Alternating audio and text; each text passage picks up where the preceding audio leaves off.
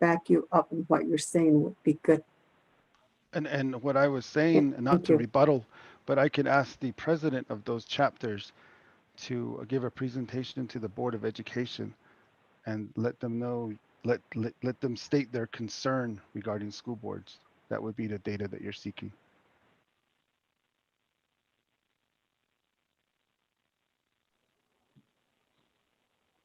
This is Delegate Slater.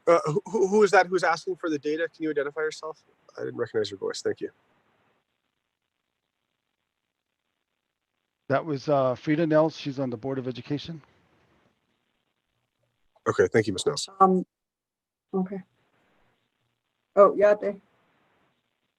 Yeah, I think that's an interesting thing because it's not like a clear data point. That kind of by nature, it's an anecdotal item. And I think that at the committee level, we definitely hear this. At the individual delegate level, this is something we hear and then not just hear, but observe in our attendance at chapter meetings. So I understand the logic behind it. And I think the committee is pretty firmly behind that too. In terms of data, we'd have to look at how we would acquire that information and then sort it, et cetera. But in terms of a policy matter and a principle, I think that it's something we should stand behind. So, and we can get into that maybe in a different conversation. But right now, I think, Mr. Franklin, if you can continue in the report. Thank you, Vice Chair. So any other questions regarding the clarifying language in letter B before we move?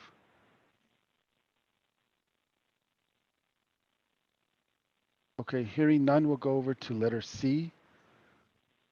Uh, Letter C requires a narrative explanation of the school board's prior experience and knowledge in operating the school.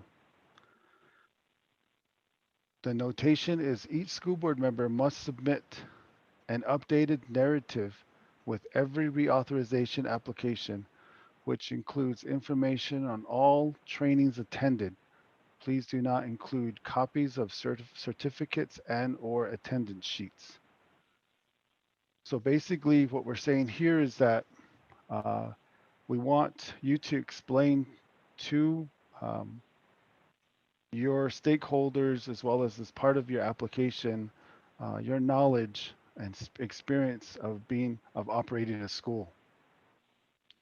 So a lot of times, school board members submit resumes, or they write 2 paragraphs or 1 paragraph explaining um, their position on uh, operating a school. So this is basically, we're saying that every time you come up for reauthorization, again, you're going to provide your experience. So it shouldn't be the same resume that was submitted 2 years ago. It should be an updated resume. It should be an updated paragraph, or it should be added on to what was previously submitted 2 years prior or a year prior. So that's basically what that narrative is.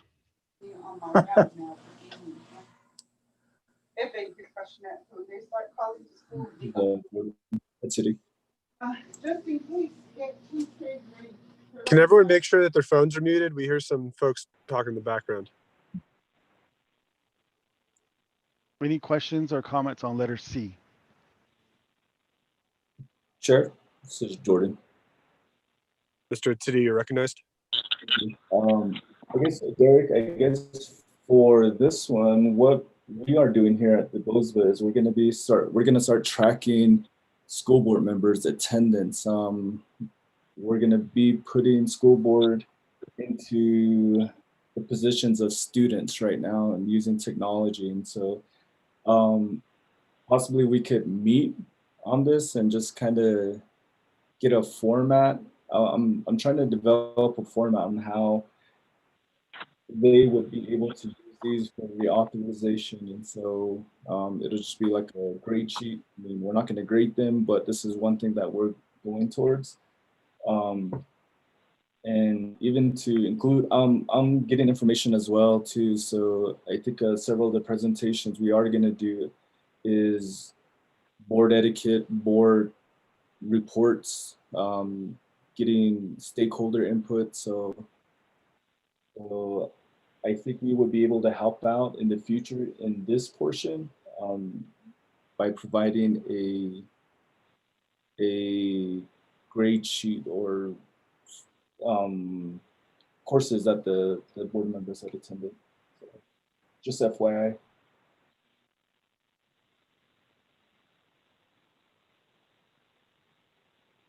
Mr. Chair, Mr. Vice Chair.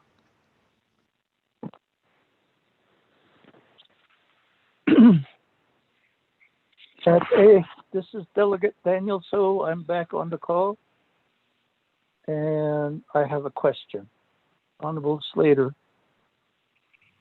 Thank you, Chair. So I am going to hand the virtual gavel back over to you. I need to hop back on budget and finance real quick to work on the donation legislation or with the president's office to make sure we have the OMB OC review. So I hope I'll be able to get back on in about 20 minutes or so. Thank you. Sheila, thank you. Thank you, Honorable Slater, honorable members of the HES committee. Thank you for carrying on. Quickie. Item C.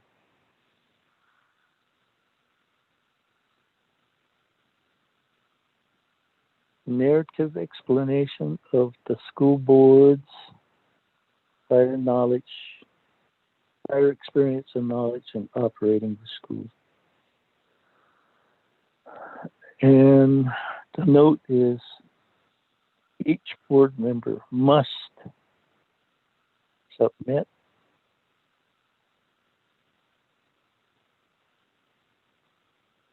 what are the thoughts to change must to shall? Mr. Chair, I think shall is a very, it's a stronger word than must. At least that's what DOJ has stated to us.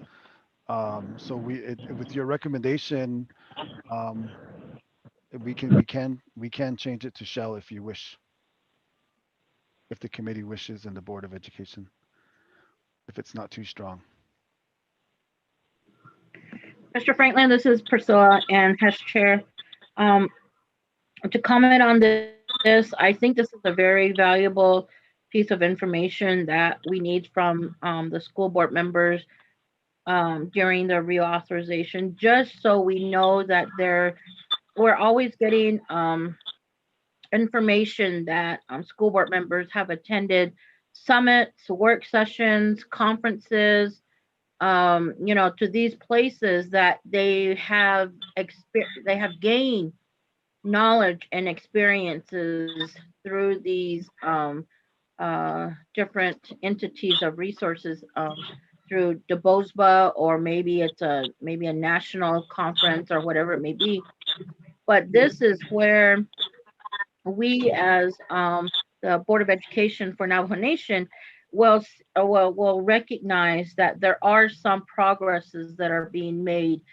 Maybe they're attending training for budgets, or updates on policies, how to work with your principals, these kind of things. So I think just having this and them submitting it would be very valuable. And I'm thankful for the information from the BOSBA that they're going to be keeping track of this kind of information.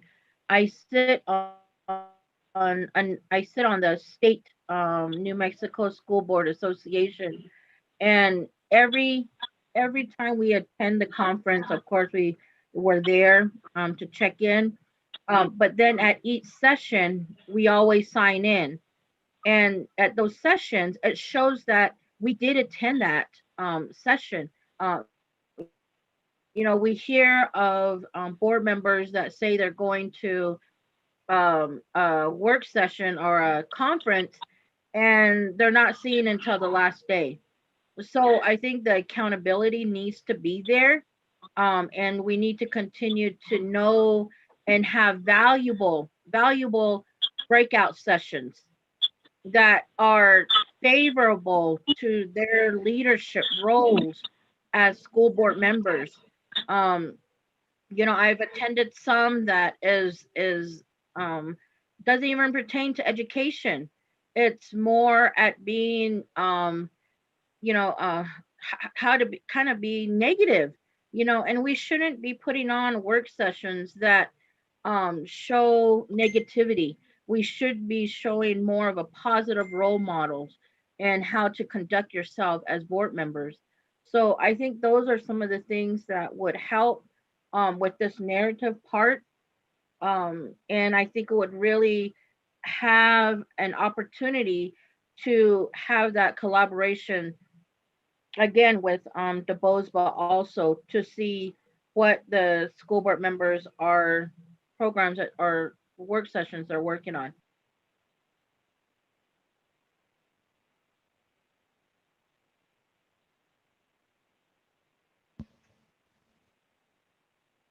Mr. Chair, if I may add,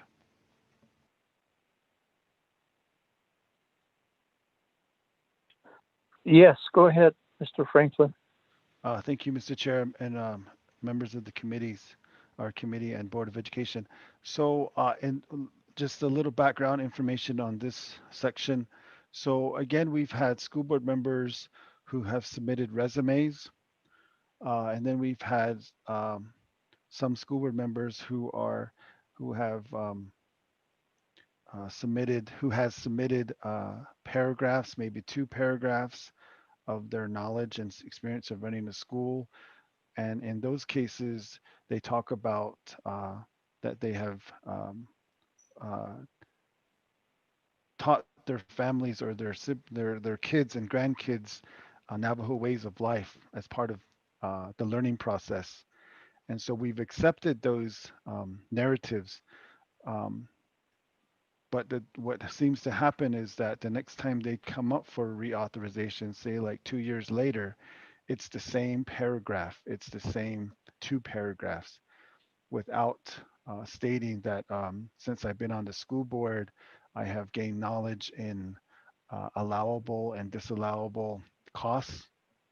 I have gained knowledge in budget and finance or how the school operates through attending conferences.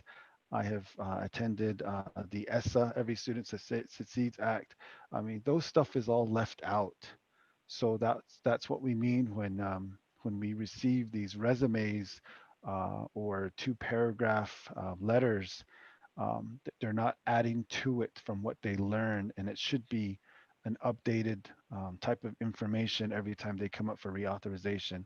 It it's just basically speaking about themselves on what they learn to gain more knowledge of running a school, Mr. Chair.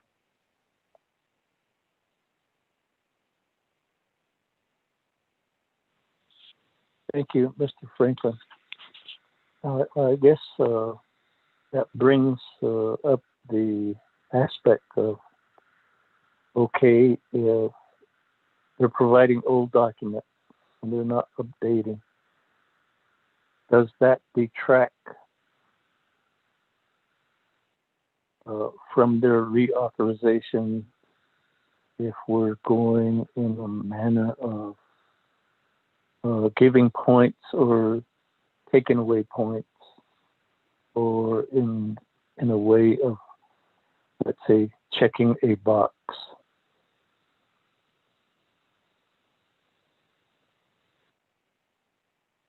Mr. Chair, what basically, when we receive the same document that's used over and over again, um, we mark it as an incomplete application. So when we present the information during the time of reauthorization, we explain to the Navajo Nation Board of Education that the school has submitted um, information that was used prior and they have not updated yet. So therefore it is considered incomplete. And so then the Board of Education will then say, schools, we need this updated. And then they will then provide us the updated information. Um, and then we move forward with reauthorization. So we're just providing language, clarifying language in letter C to say that they must provide an updated narrative every time they come up for reauthorization. Mr. Chair. Okay, then how about um, subsequent language? Let's say failing to submit updated uh, information will result in the application to be deemed incomplete.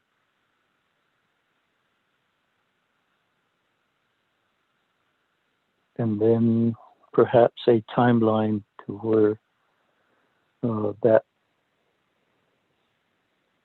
updated information can be submitted so that the application can proceed forward.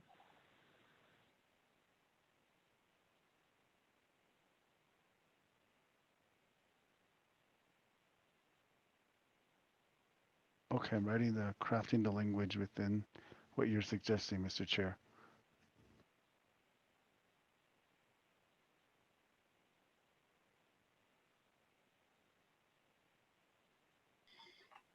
Mr. Franklin, Yes.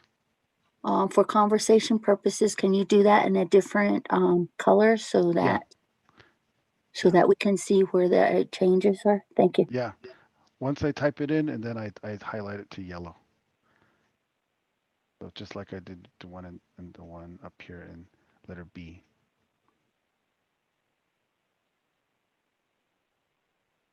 And again, we'll work with DOJ on providing the clarifying language, Mr. Chair.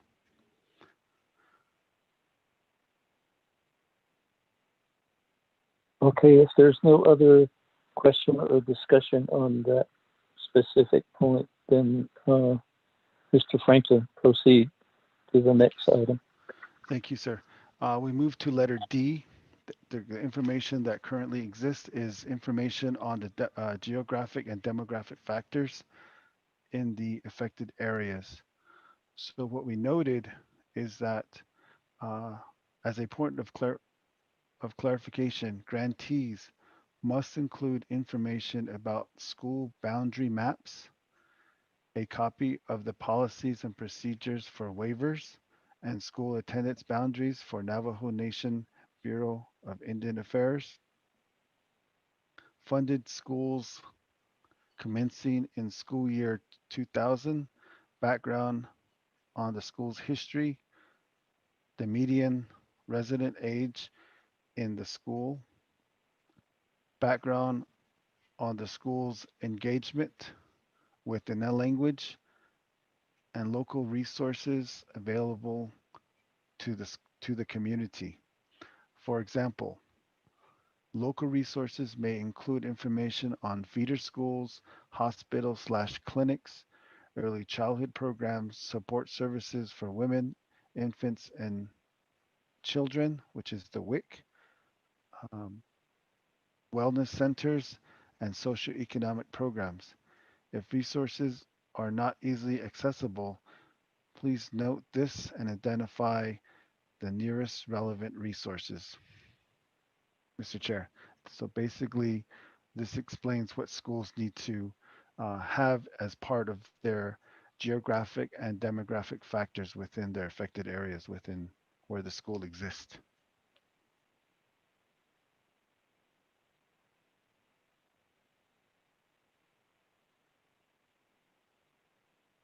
Any comments? Any questions or comments?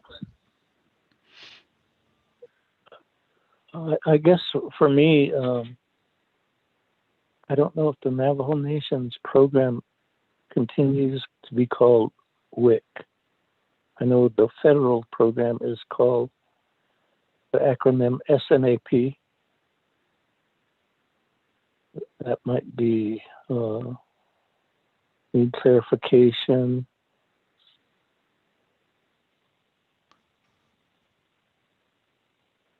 And I guess even in, let's say, the feeder schools, then where do the students that complete, let's say, the K-6, the K-8, the K-12, where do those students is the proper language, matriculate to.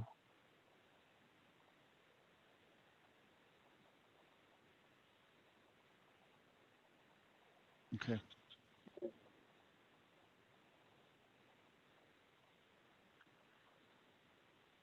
And then in that portion, there is that, let's say, the hyphen funded schools commencing in school year 2000. Background on the history, the median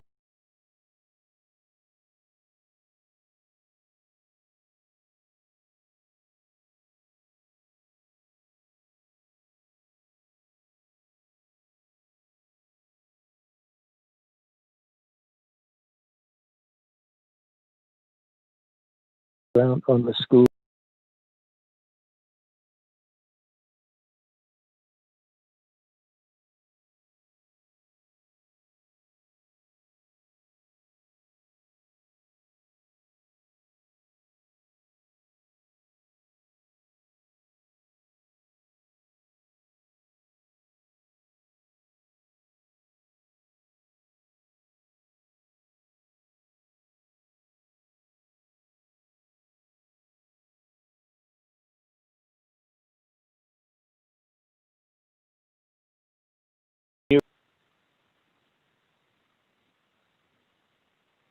Where the seniors are, in the congregate meal settings.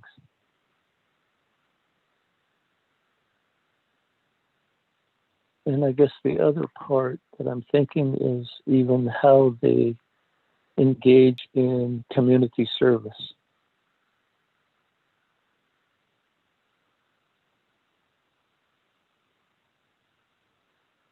Whether it be to adopt a portion of a highway, to participate in community cleanup, or to engage with the elders within the community.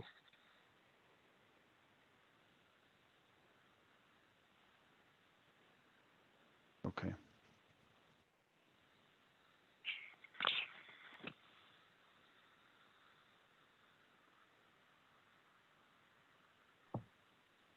Chair, what I'm- Yes, go ahead. Chair, this is, you mentioned something on the inclusion, suggested inclusion of language related to college, the college, the sets Antonsen. I just wanted to give an opportunity for you to expand on that suggestion, as I do believe that in our schools across Navajo, it is important for our school leaders to be very much forward thinking.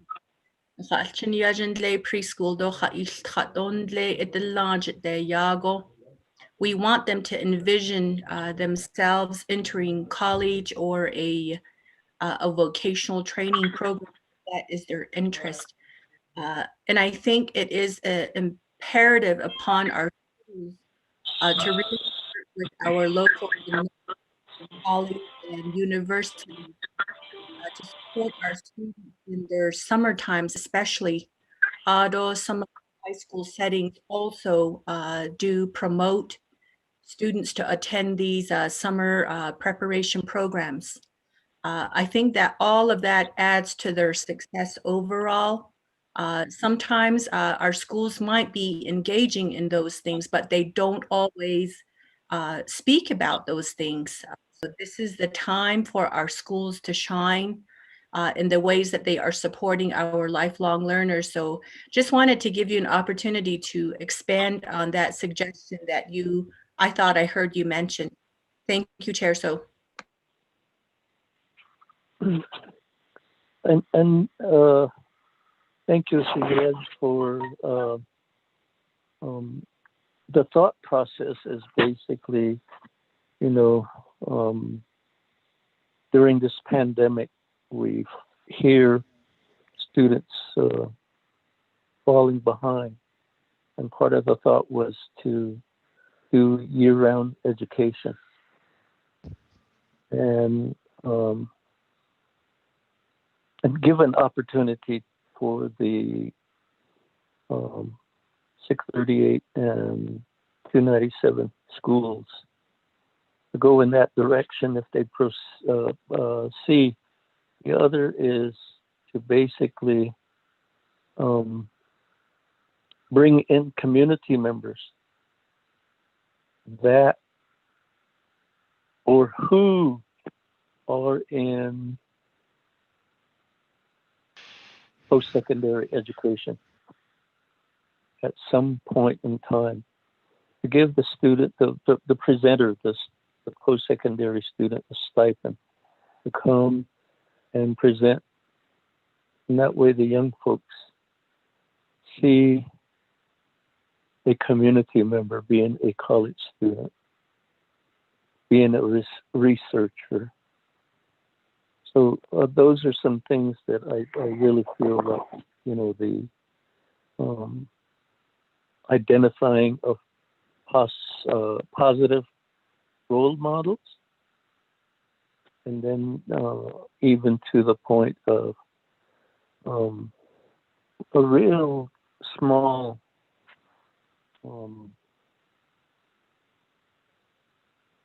snippet of conversation that I had with Dr. Russell regarding perhaps students from the community could be receiving a Dinek College, NTU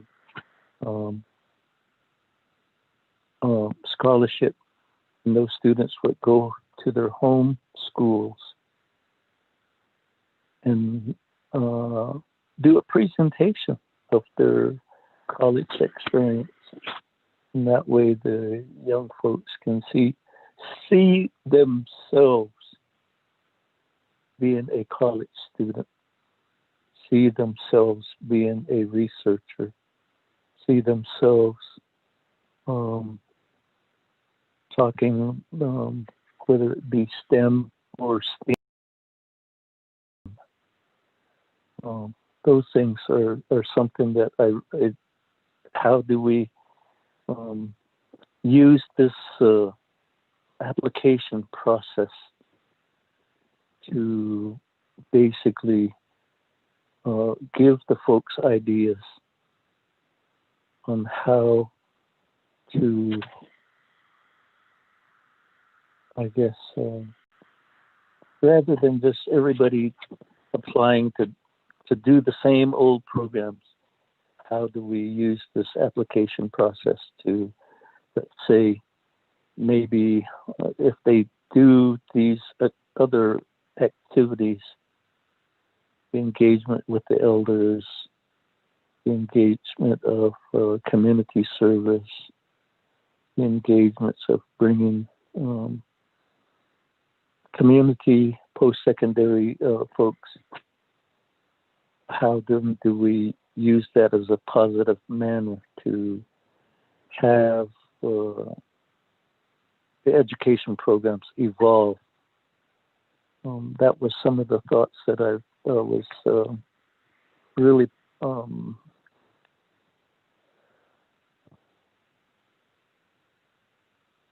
I guess in a way, you know, by granting, by reauthorizing them, we're giving them monies to continue their programs. And so how do we then groom the programs such that the young folks need and then I see. It gives them that trail to also become a post-secondary student and then become a Navajo language teacher, the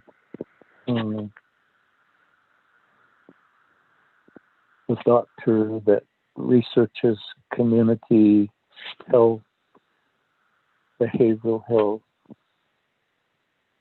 those aspects. Those are just samples that I'm thinking about as we go forward. And thank you for allowing me that opportunity. Hot Ayla. When that's because the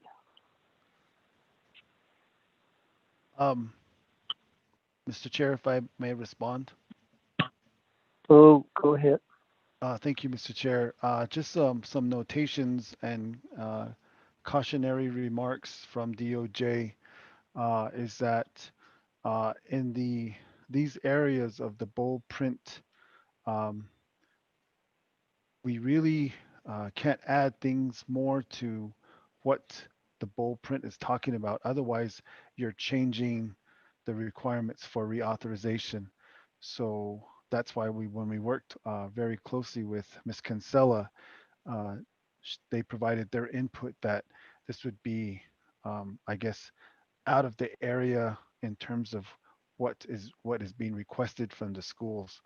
So we can discuss um, your comments with DOJ to see if it fits this area, but if it doesn't, we have to be very careful that we don't add what's already exists, what's already being requested within the bold print of this document.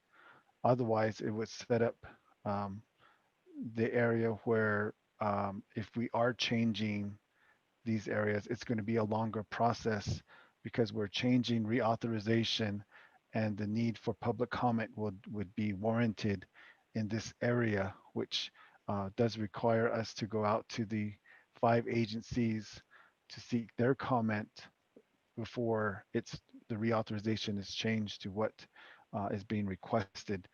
And that will probably most likely take through the end of this year, um, 2021, because it is a very lengthy process. So we have to be very careful in what we change and what is required within this application, Mr. Chair.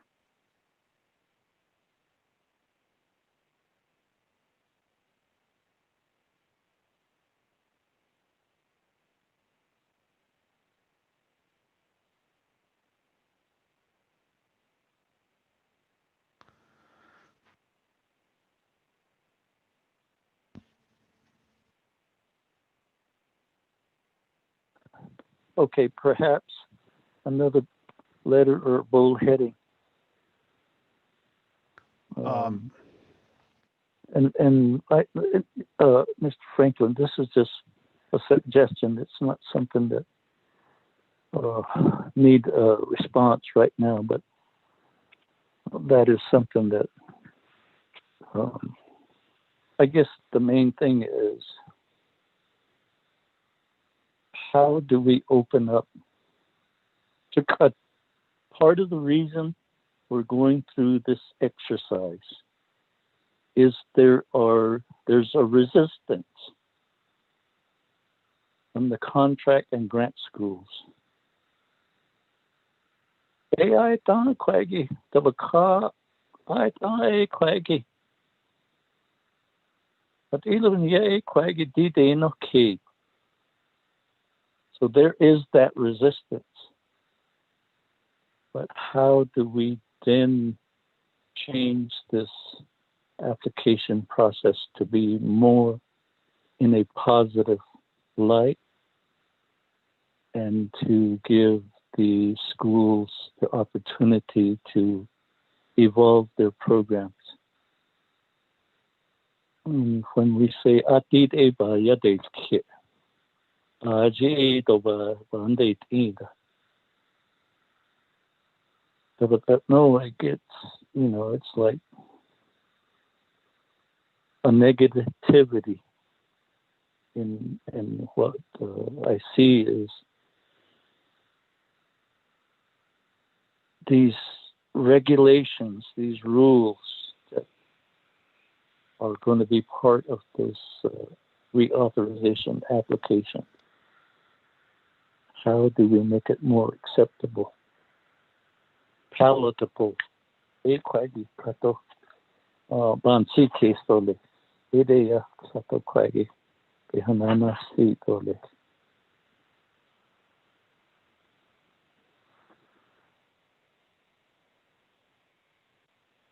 Thank you, Mr. Chair. Would you like for me to proceed?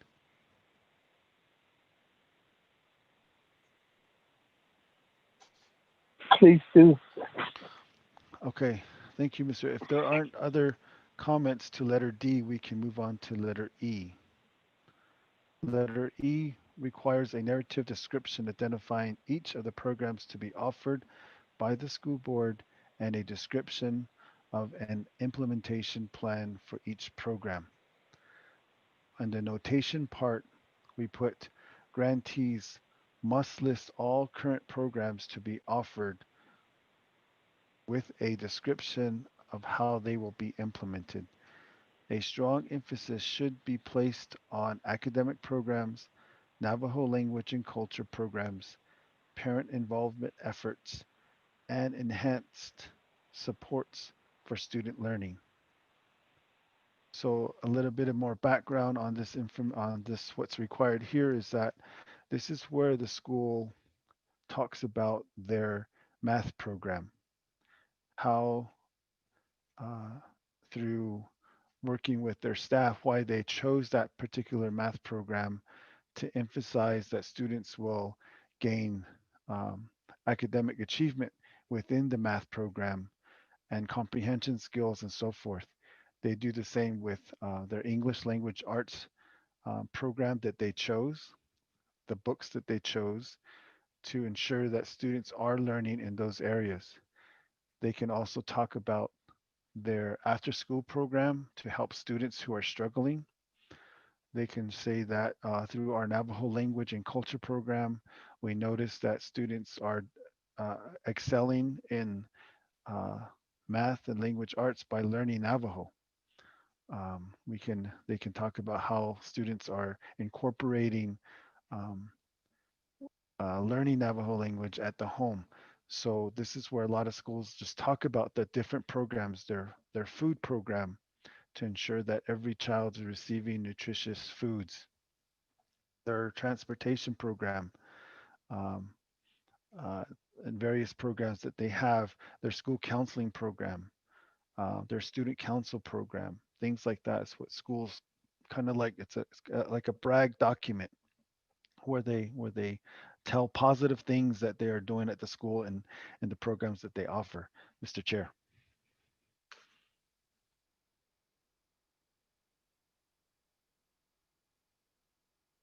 And again, just one more comment. A lot of times when schools submit their application, again, they use the old document. And the way we catch this is that sometimes they don't offer the 21st century program, which is a program on ways schools use that program to enhance students' ability. Sometimes they include after school programs, but not it's not guaranteed that every school will have a 21st century program as the grant expires. But when they submit their application, it still says 21st century program, even though it is no longer at the school. That basically tells us that they're submitting old documentation, Mr. Chair.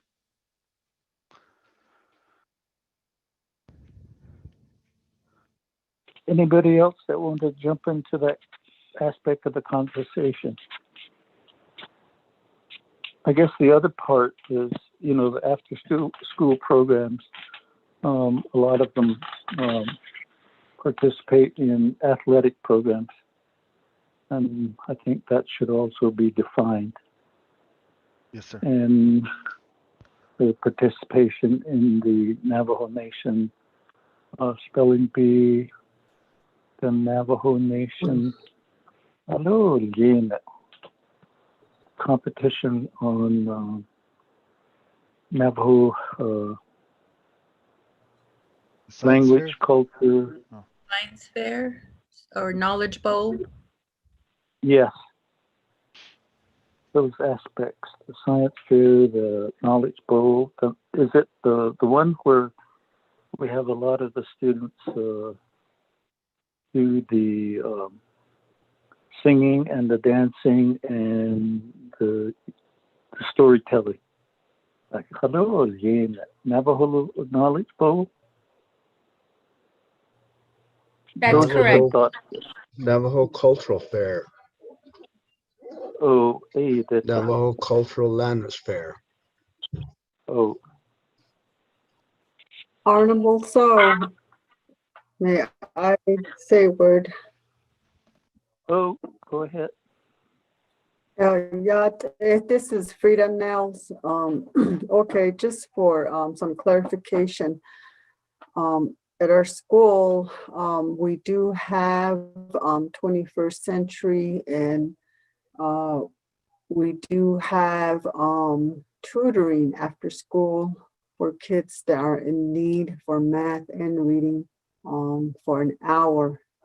And then we also have STEAM program for science as well, which we do have 21st century under there. And we do have Navajo language altogether. So I know that a lot of schools are implementing that throughout the year because they do get funding for Navajo language also. So they have to comply in order to apply for funding for the following year. So unless they don't have 21st century or funding for additional tutoring program or whatever.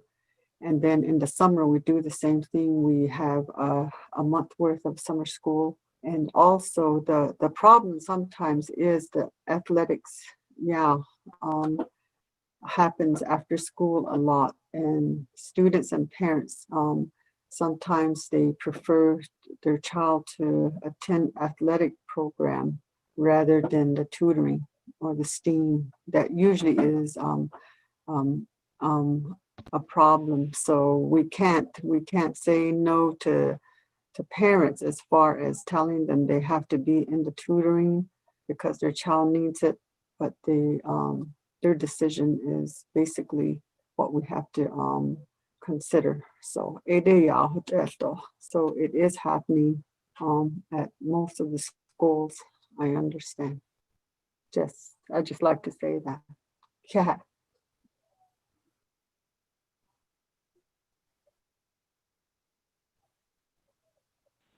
Go ahead and Mr. Franklin, if there's no other comments respective of this particular section, go ahead and continue. Thank you, sir. So we move over to letter F. The bold print reads, if not adopted, an affirmative statement that the Navajo Nation North Central Association, in parentheses, NNCA academic standards will be adopted and that NNCA certification will be required within 1 year. The notation for this area would be grantees must submit a current copy of their Cognia Certificate of Accreditation. The Navajo Nation North Central Association, NNNCA, is now called Cognia, the Navajo Nation. So basically, they would just submit their certificate that they are accredited with the, typically it has an expiration date on the length of their accreditation. So this is very simple and easy to obtain, Mr. Chair, for section F.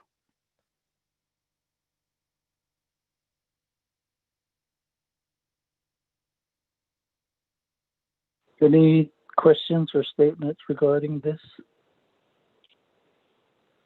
If not, then Mr. Franklin, continue to the next section. Thank you, Mr. Chair. Letter G. What currently exists in letter G is the statement that says, statement certified by the school board, if applicable, that the residential standards will be in conformance with 25 CFR Part 36, Subpart H. School boards shall report to OIEP with respect to instances of non-compliance with space and privacy requirements due to the inadequate facilities. So basically, this is just what schools submit here is very easy. Schools will need to submit the signed certification on school letterhead if applicable. So they would say that they're following all the requirements of 25 CFR Part 36, Subpart H, which basically in the 25 CFR for background history is the requirements of having a residential program and meeting the requirements of the federal statutes. So that's a certification statement, Madam, Mr. Chair.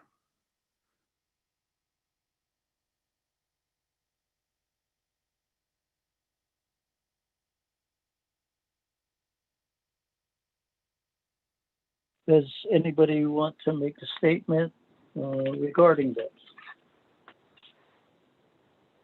How applicable is that to some of our current operations?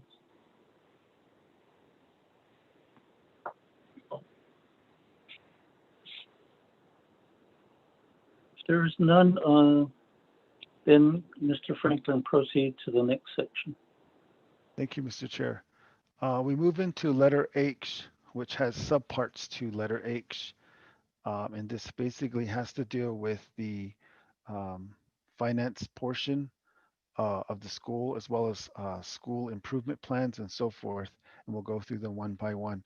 So letter H, the main heading reads, a specific point-by-point description of how the school board will handle the requirements of H1 is accounting and management of equipment of the school and future equipment acquisitions. The notation for clarification purposes is identify where this requirement is within the school's policies and procedures. So let me give you a little bit of background information.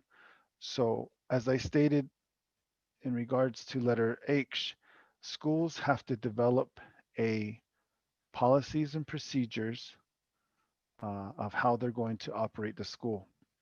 Part of that requirement requires them to have a financial policy and procedure.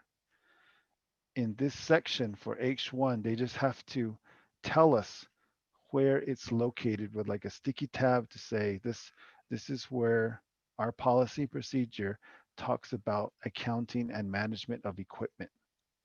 And then we read it to ensure that they have it because this is a requirement from the federal government.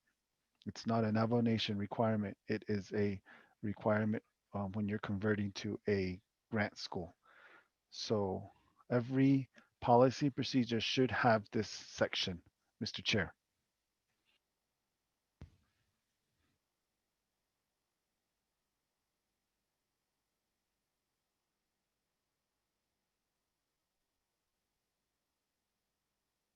Any questions or comment on that particular section? If not, Mr. Franklin, proceed. Thank you, sir. Letter H2 is a bookkeeping and accounting procedural system. Where we note is that identify where this requirement is within the school's policies and procedures. So we have some areas that were discussed. They were concerns of both parties, the Board of Education and the HESI committee. So we wrote it in red. And it reads, how can the Navajo Nation monitor issues of excessive travel and over expenditures of allocated funds of school boards? So I'll read it again. I'll continue reading. Currently, the Navajo Nation Uniform Stipend Policy guides school boards in the amount of funds each school board is to receive for trainings and attending school board meetings. There is also a provision within this policy that allows school boards to receive additional funds for training. In this section, school boards may use other funding sources to obtain additional travel payouts. Suggested remedy. Revisit the Navajo Nation Uniform Stipend Policy to allow for the following. Specific to school board, develop language to control the amount of travel within a fiscal year. Bullet point number 2, develop a school board budget aligned with their scope of work within the fiscal year. Bullet point number 3, make public in written form school board fund allocations from each board member on a quarterly basis and report to local chapters for accountability. Bullet point number 4, provide an annual report on school board expenditures. If school board violate the Navajo Nation Uniform Stipend Policy, provisions within Title 11 can be made due process to determine appropriate actions and if removal is warranted. Now, an explanation, this was a concern that was brought up and we took these notes.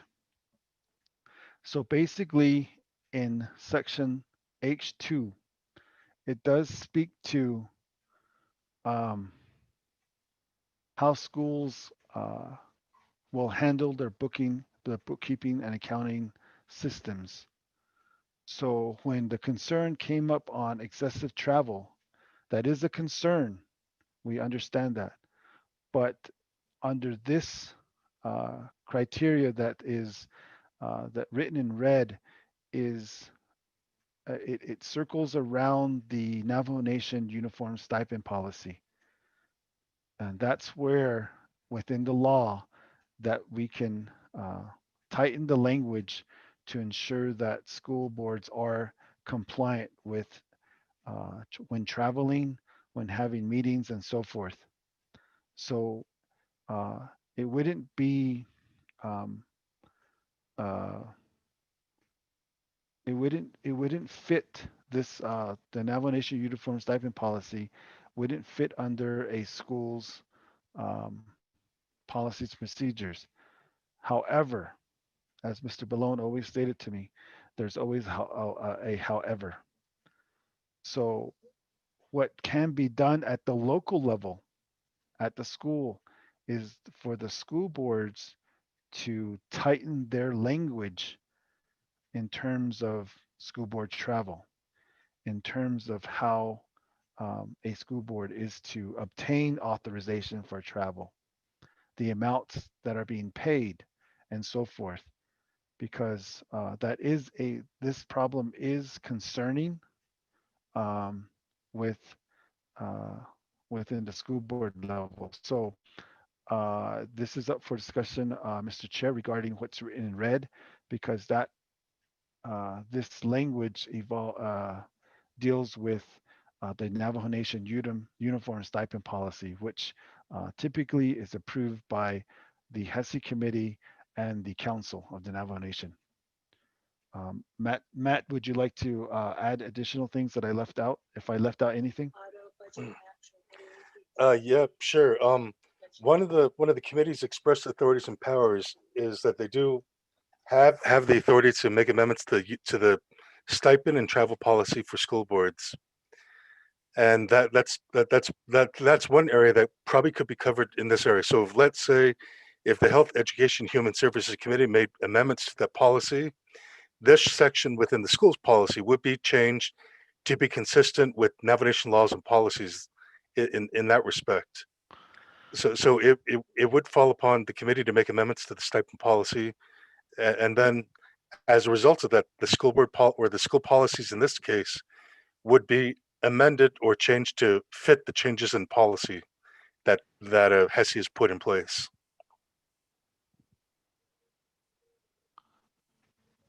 That is correct, Mr. Chair. Okay. I guess in everyday practice, school board members receive pamphlets and flyers by consultants and other folks that offer trainings regarding 638 Public Law 100-297 regarding school board responsibilities, financial management, and the various aspects. And on individual school board basis, they vote to send 2 or 3 members to a specific training, whether it be based in Phoenix or Albuquerque or some other points beyond. But the main entity that is supposed to be offering school board training, the BOSBA, is bypassed. And how do we then assure that the trainings that are offered by these contractors through flyers and pamphlets, how do we assure that they are providing trainings that are applicable to what exists on the Navajo Nation? And then how do we then make it a do and don't part of what's acceptable for trainings?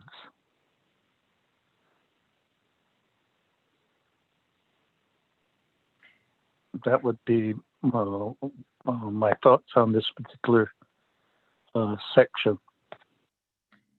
Mr. Chair.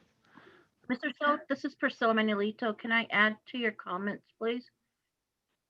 Sure.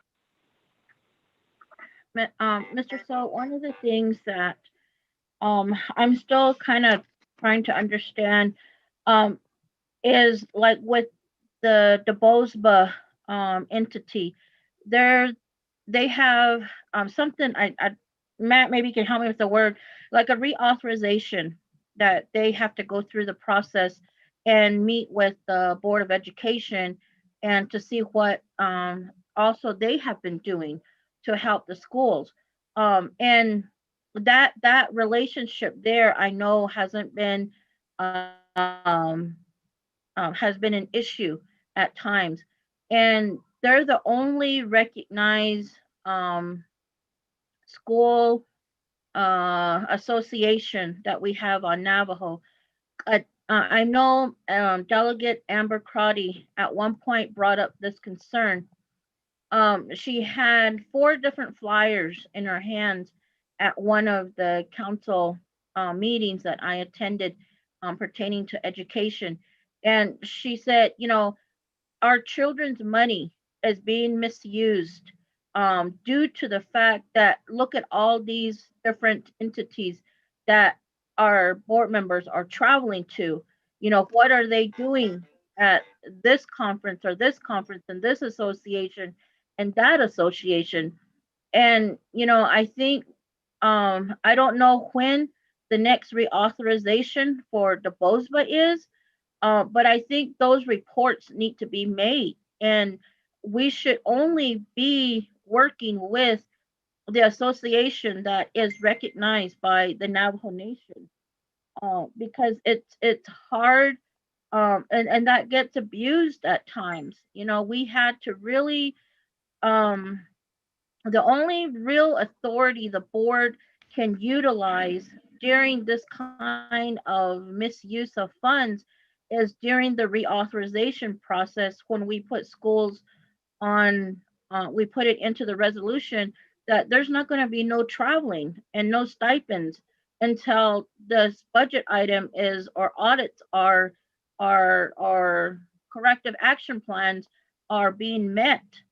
Because you know, it one hit that these when our children's monies are not being misused, are being not spent correctly. And so that is a concern I have. I think we should continue to work with the entity that is recognized by the Navajo Nation.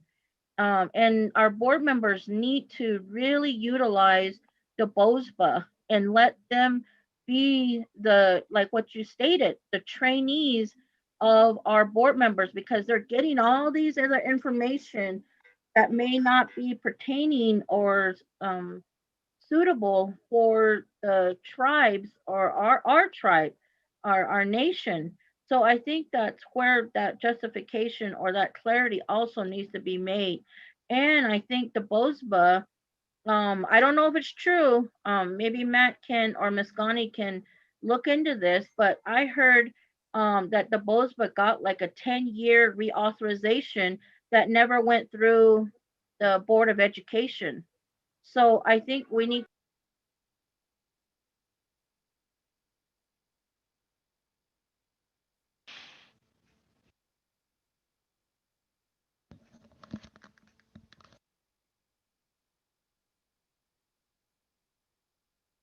The other Miss Manuelito, I think we lost connection.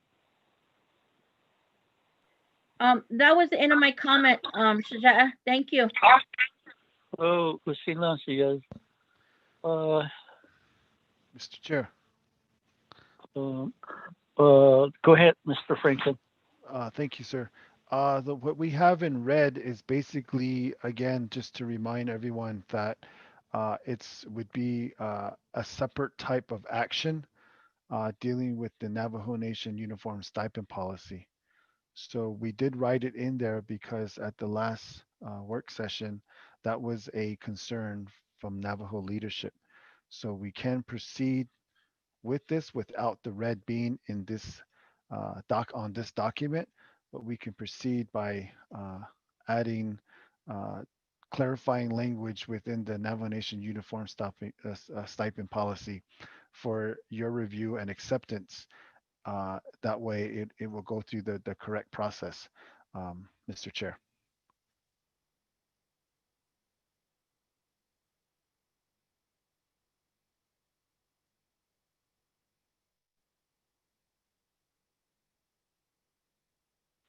Okay, Mr. Jordan at City, do you have any comment regarding this particular section? Thank you, Chair. As far as the comments that Ms. Manuelito have brought up, I do understand that with within the past year that I've been here since March, the technical assistance that we have been providing was mainly setting up school board members with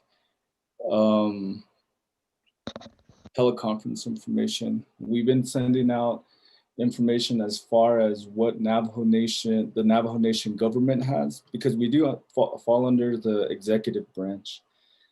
And so the training that we provide is usually done at agency meetings. Most times these trainings are just updates of what's been going on with the Navajo Nation. And so with the pandemic, it's been hard for us to provide training. So starting tomorrow, actually, we're gonna start doing a virtual training to school board members and also administrators throughout Navajo Nation. Several of the topics that we have right now, going off this agenda, it's innovative teaching strategies that engage all student learners. Choice NTUA Wireless is going to be doing a presentation and then conducting a virtual school board meeting, Robert's Rules of Order training. So we rely on our conferences to the conference revenues to provide trainings, but one of the schools, they are able to provide in-kind services for Zoom. So that's why we are going to start training tomorrow. As far as the resolution regarding reauthorization, going through our records, Board of Education did pass a resolution, but for their resolution, it was a 4-year resolution.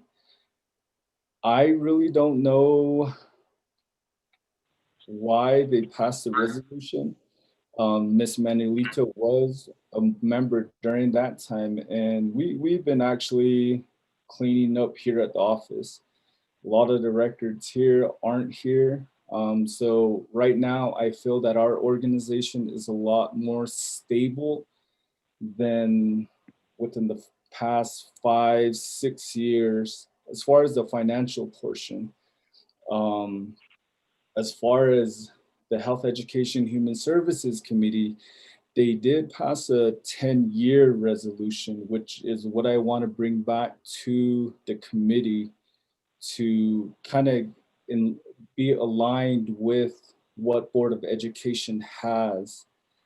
And so hopefully by March, we are able to have our records in order to start presenting to the committee as well as to Board of Education.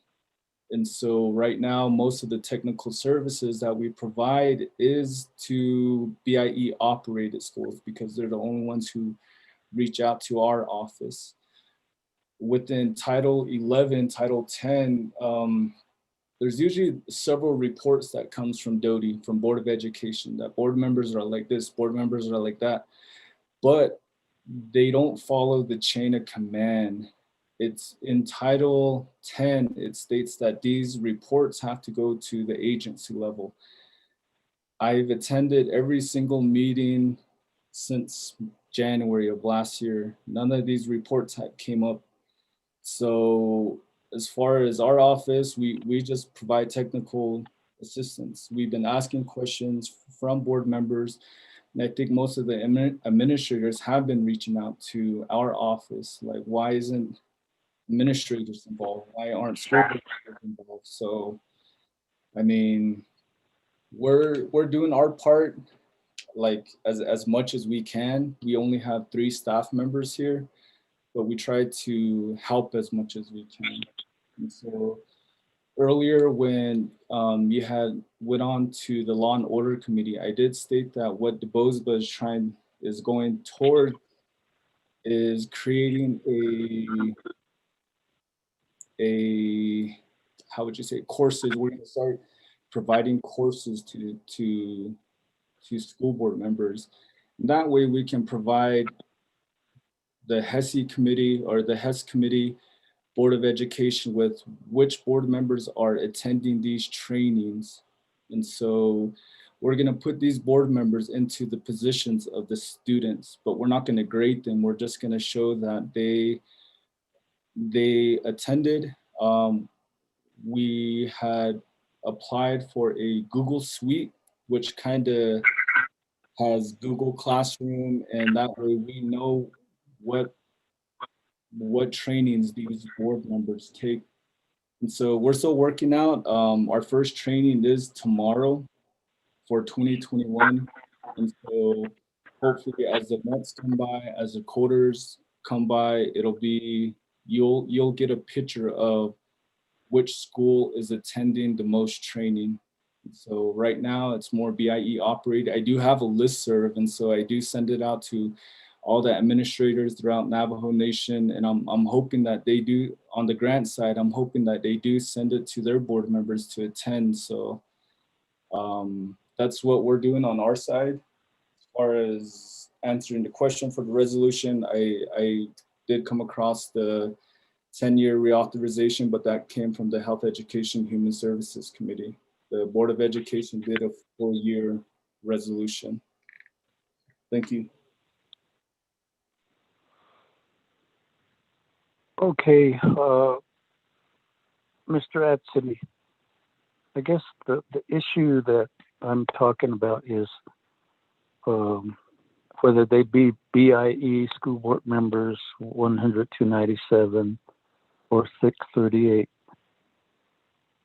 These school boards get flyers where they're going to provide training on Public Law 95, 951, I think it is, or school board financial management responsibilities and stuff like that. These are off-reservation entities. And our school board members are spending their school board training dollars to go to these trainings. Yet there is no accountability from these contractors to say, so and so came and this is the presentations and stuff like that. And how do we reach that point to say these private entities that offer these training courses do not meet the BOSBA's criteria, or something in that form or fashion? I think one of the things, Eric, thanks for the question. I think one of the things that we have been doing from the BOSBA is we have been trying to reach out to BIE and also to BIA to provide the training that you had mentioned. Within BIA, they have several training. It used to be a face-to-face training, and they used to have it throughout the United States. And I had reached out to the presenters, but because of COVID, they aren't able to present. And I've been giving them opportunities to do a virtual training. But once I tell them it's virtual, they just start ignoring my messages. And I think one of the things that we also have been doing is reaching out to other consultants to provide this 100, 297, 638 training. And so we have actually been reaching out to consultants. Like I've said, it's kind of difficult because the revenue that that comes into our program was for presenters. But last year, I think in March, we're having my first conference in March, but with everything that's going on, downhill from there. And then we're just waiting and waiting. So that's why we have started the virtual training. So we're really stretching our pennies on this side. And if you have a contact for 100, 297, or even 638 trainer, just forward it to me. I know I have been looking online and trying to ask professionals, like really experts, to provide this training. Most likely it'll be online. With everything that's going on, it's like that's the safest thing that we can do right now. And one of the things that we are going to do too is record these presenters. And so if school board members aren't able to attend, let's say like for tomorrow's meeting, if school board members aren't able to attend, they would be able to just request it from our office, or we record it and we note that they took the training. So, but we have been looking around for the presenter, or for the topics that you had mentioned. And it's not just limited to those. I mean, right. I mean, we have consulting groups off reservation nationwide that are just tapping these school board training funds with no accountability, no responsibility to make sure there is that adequate instruction, adequate training. Quirky school board members and DOTI staff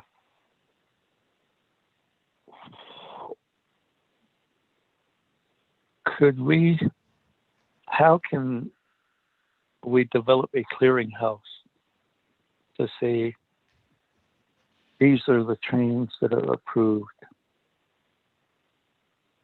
Mr. Chair. Will help you, because right now it's like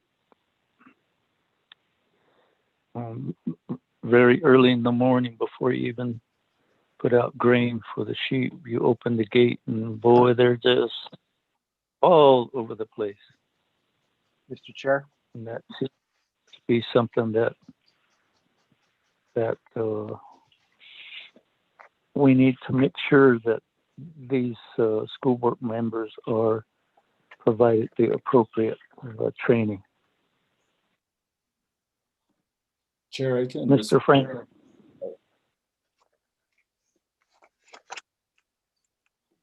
Mr. Chair. Hello? Yes, I'm here, Mr. Chair. I had myself on mute. So we're working with the BOSBA with the past executive director. We did come up with a list of all trainings that would be required from the federal side and the Navajo Nation side. We did put together that list. So that is available and it was worked on by a number of people. So that uh, to answer your question, we do have that available.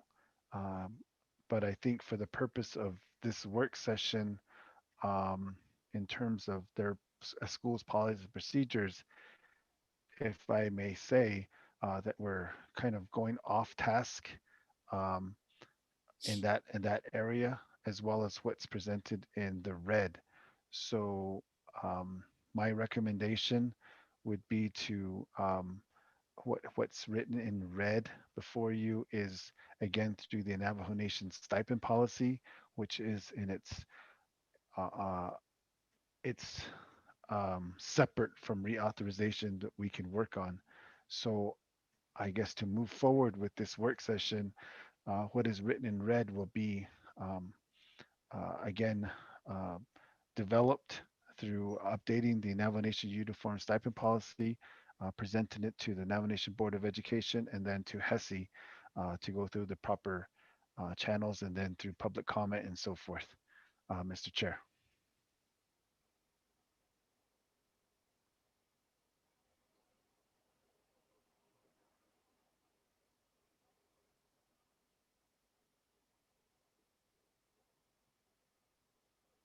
Mr. Chair.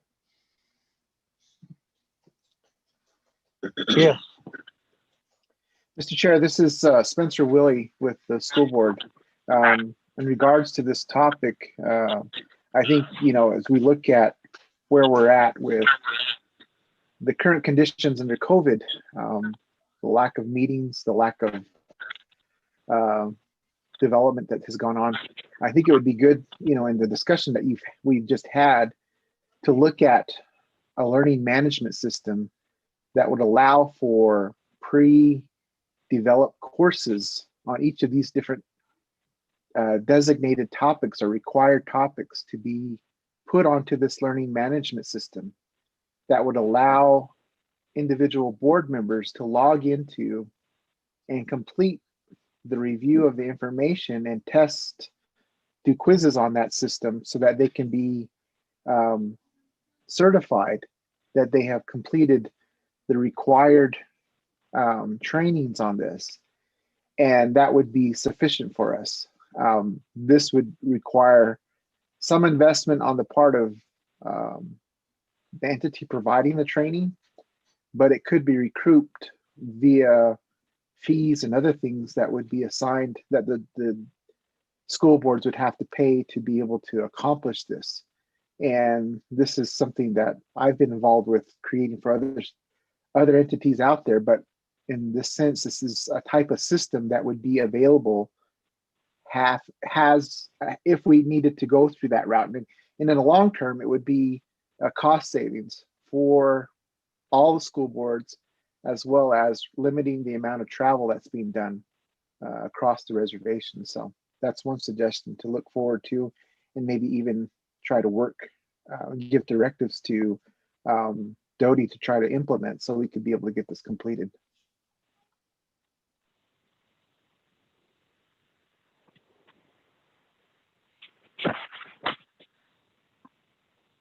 Thank you, Mr. Willie.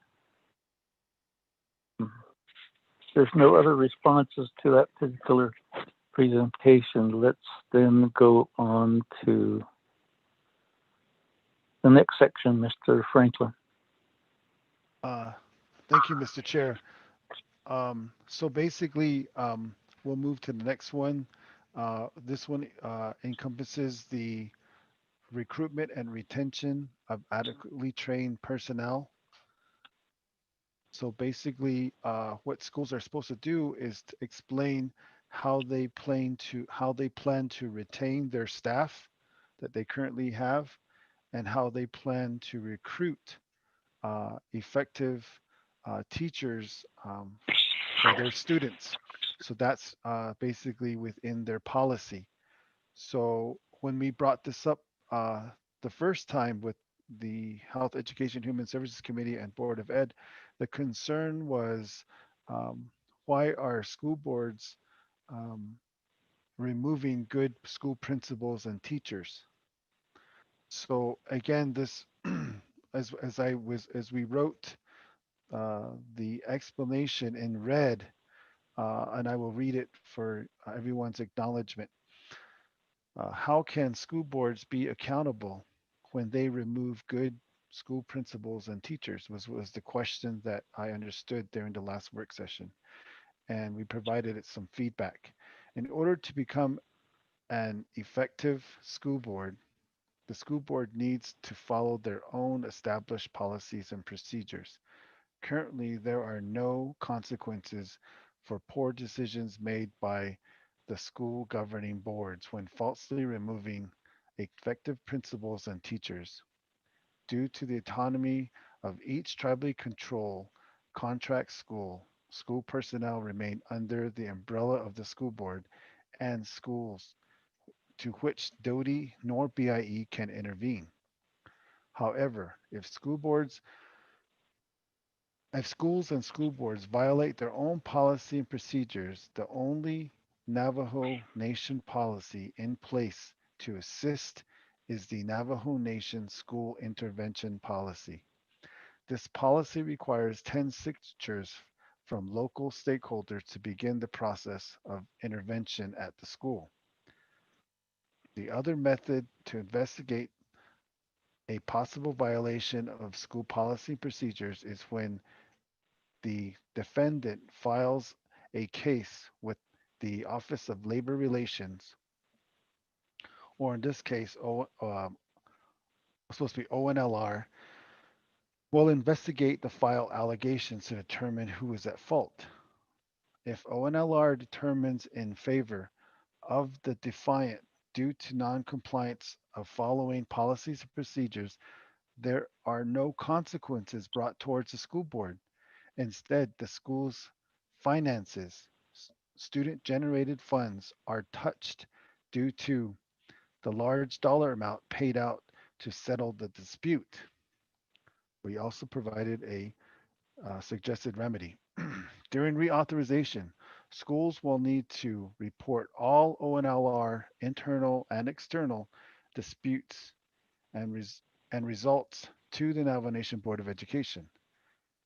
This will determine if the school boards followed their protocols in the best interests of their students.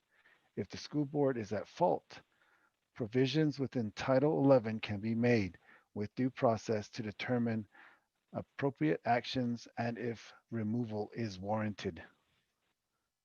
So this was the concern that was brought forth, I believe, by Mr. Honorable Winika, uh, of his concern of why good teachers and good school principals are being removed from the school. So basically, what is being requested within the application content is just to show us where schools have this item located within their personnel policy procedures. But what's written in red is something that we can discuss where schools can be held accountable for. If we put this language in here, it changes the policy, it changes the requirement, and therefore, again, we would have to go out for public comment according to how a law is being changed. Mr. Chair.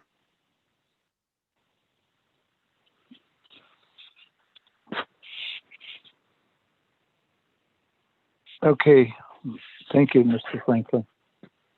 HES committee members, comments are welcome on this particular aspect. out of Navajo Nation Board of Education. What is your take on this particular section that was just reviewed?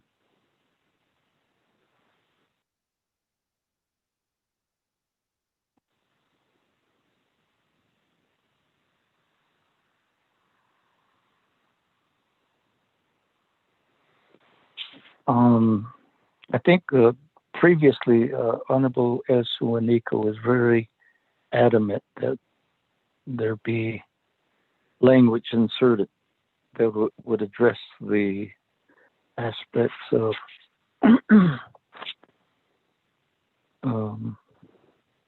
letting principals and superintendents and even teachers that are highly qualified because of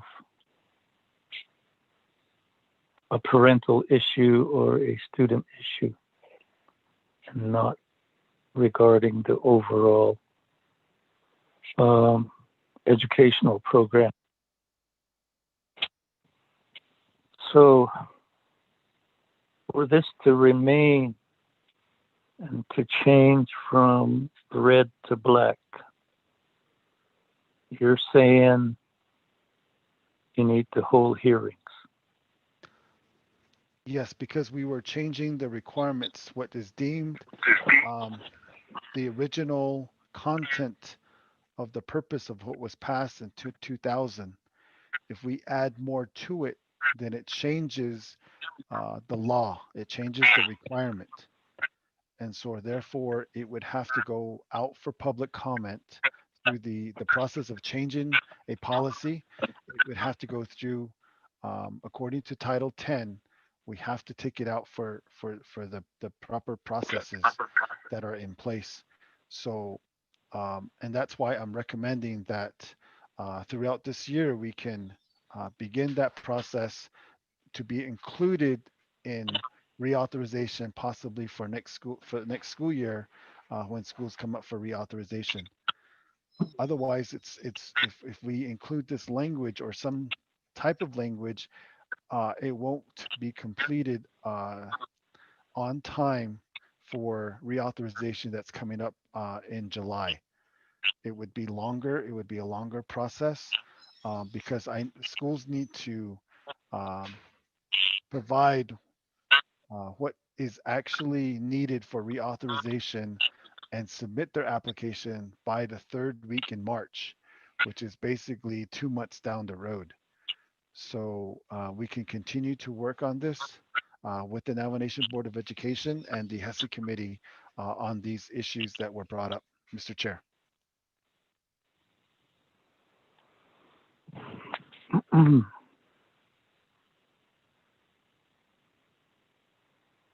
And how long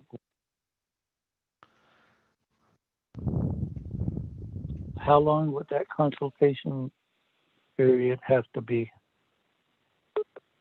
Okay, so in my experience with changing the reauthorization process is that the language has to be crafted that is acceptable with DOTI, DeBosba, Navajo Nation Board of Education, and HESI. And then from that point, it goes out for public comment to hear their side, what they would like to add in terms of what language is being crafted. Once that is completed, then we come back together to try to incorporate the language. And then once that is completed, then it goes to DOJ for their review to ensure that the language makes sense and it's applicable under the law, under the current laws.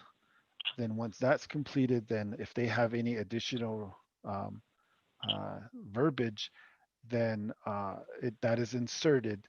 Then it goes back to Board of Education for them to hear the new verbiage.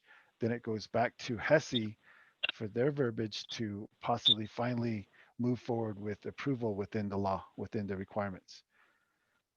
So uh, as if you remember, I mean, I don't want to really bring up this subject, but that's been the experience of what was what took place in the past with the annual complaints determination policy. That's why it took so many years to complete, and it's at its final approval stage. So it's going to take more than this year if we go through that process, Mr. Chair.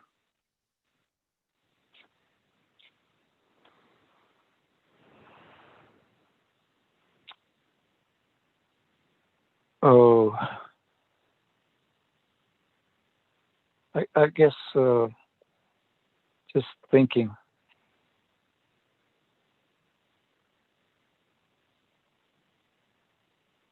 In what you're presenting, Mr. Franklin, in a lot of ways, some of the aspects of this, they're bold moves, but in this particular one, you want to back off.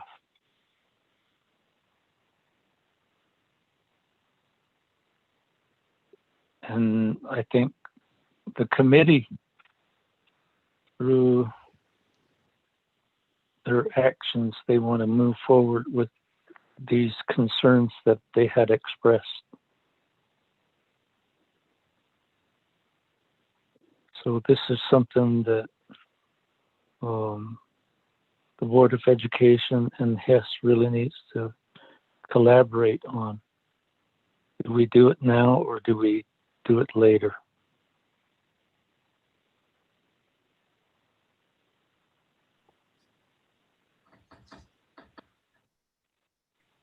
Mr. So, this is Priscilla Manuelito again. Oh. Just what our Board of Education have been talking and expressing. Um, we do want to do this. We want to ask we need to when the board first were um, brought to a full board, that was one of their biggest concern is to update the policies and procedures. And I know that as council delegates, you guys hear a lot of concerns from your community members, and the concerns that are being brought up, yes, Nikisto, I think they started to hear as board members what their constituents in their areas are expressing to them. So, these accountability, transparency, all these ethics, those we need to continue to really hold individuals accountable for. It was disheartening again to hear during our special meeting that there were even travels that were, again, even though there's executive order, no travel, there were conferences and work sessions that were being held in Flagstaff and Phoenix. Koya ni ke totahon ni. They're, I mean, they're going through a lot. We lost so many lives, and we shouldn't be gathering. We shouldn't be having these conferences. And it really bothered me when we were informed of that again last week during our special meeting. How are we need that strength as board members, and for the Navajo Nation to have that authority to say, you know, that oversight to say this is not right. You can't be doing this because it's affecting our children, it's affecting our communities and our schools. And so I think we do agree with you that maybe this isn't like what Mr. Franklin's saying, this is not the place for it, but we do need to do that, sir. We do need to have those stronger guidelines there. That's where this is going to. We're getting to the point where we really want to sit down and make some changes and revisions to where we can do that. As we've been wanting to do that, we've been needing to do that. So it is time. But thank you very much. Mr. Chair. Oh, go ahead.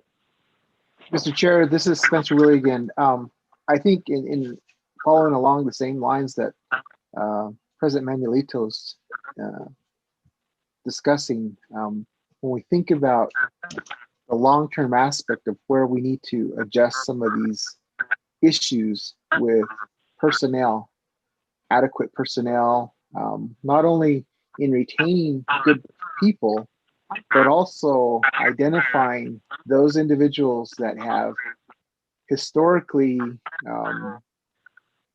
been a detriment to some of these schools, because on the opposite side of this, we also have individuals who, once they're released from one school, they go on to another school and also wreak havoc at that school and cause disarray and other things. And then they go on to another school after they get released from that one. And one of the challenges we have is we do not have within the Navajo Nation our own licensing capabilities of school administrators and even teachers. And so maybe that would be something as the vehicle to address this particular issue of identifying performing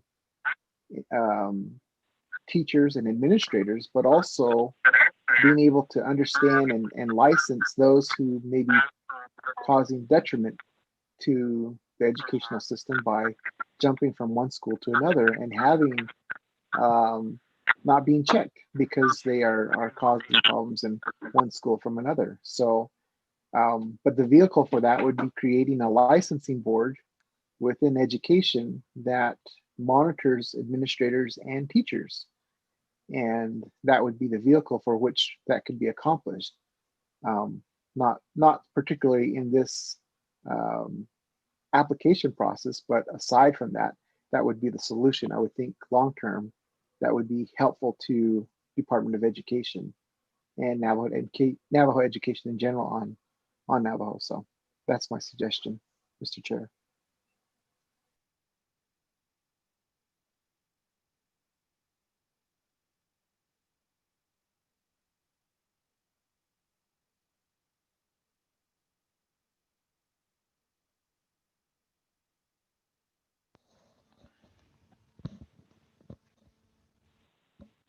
Okay, I had to unmute myself.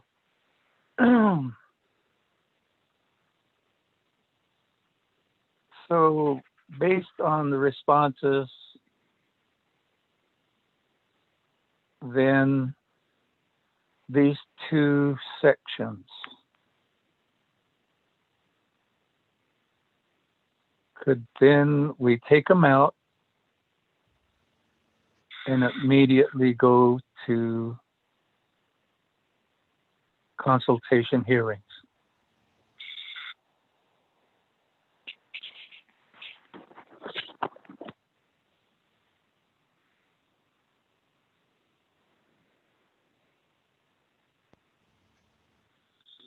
Did you want me to respond?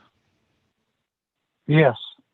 Okay, so basically this section again is just the application process, what currently is at the school.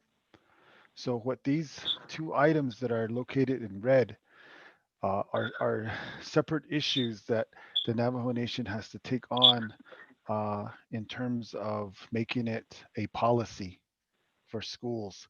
So again, we're putting language in an area to where this is only what currently exists at the school. So if we were to add the red, it would have to take on it's a different avenue for to write the policy and then to take it out for public comment and then DOJ review and then to move forward and in various processes there in order to create policy.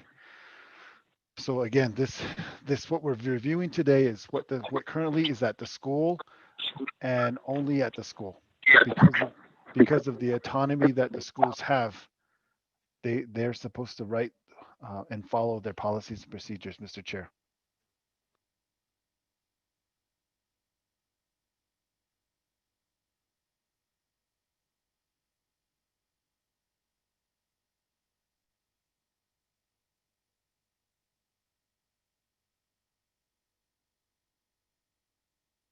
I think you're on mute, Mr. Chair.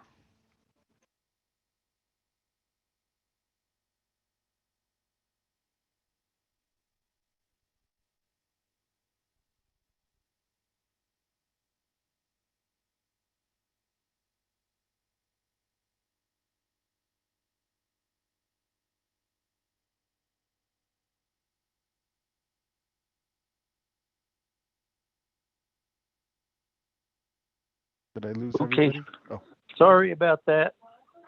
Um, thank you, Mr. Franklin. And I guess that's where both the board and HES committee would have to collaborate on that idea about taking these two subsections, the travel and policy, um, uh, and stipend policy straight to public hearings based on amending the language as well as this aspect that we're currently talking about. Can we take these red sections out and go immediately to amending the law and meeting the requirements of consultation? While this other portion, the one that's in bold, the one that's underlined,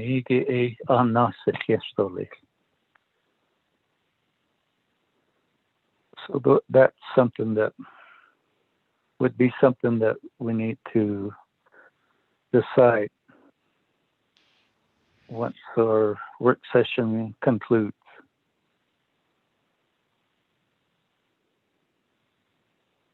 yes, Mr. Chair.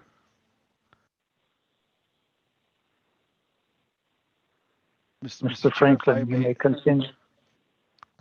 thank you. Thank you, Mr. Chair. If I can also just take note in terms of possibly taking a break at 1 to 2 o'clock for various reasons. One being lunch, and then two being that I facilitate the Navajo Nation school leadership meeting from 1 o'clock to 2 o'clock to provide the necessary updates to where CDC and the Navajo Epidemiology Center will be providing updates. So if we can take that into consideration, Mr. Chair, taking a break from 1 o'clock to 2 o'clock and continuing on.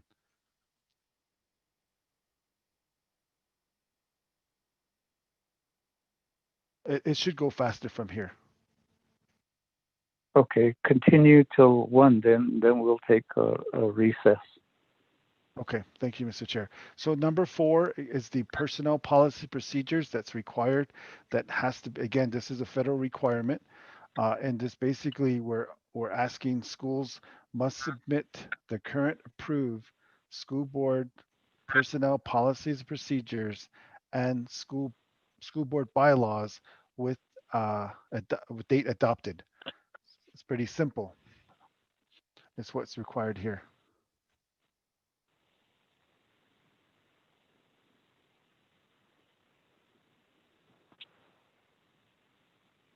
Okay, that's fairly straightforward.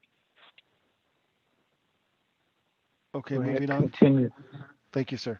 Moving on to H5, it's the financial policies and procedures, and the note is schools must submit the current approved school board financial policies and procedures with date adopted.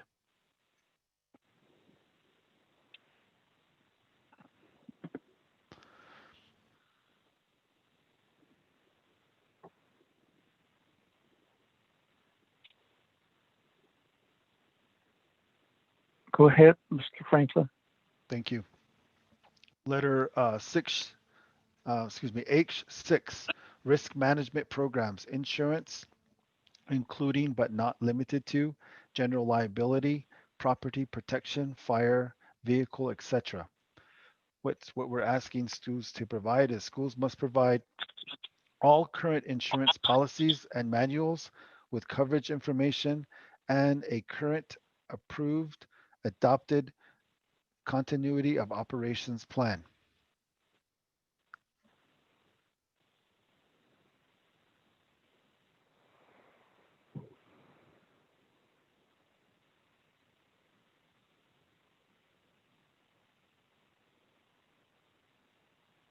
Continue. Yes.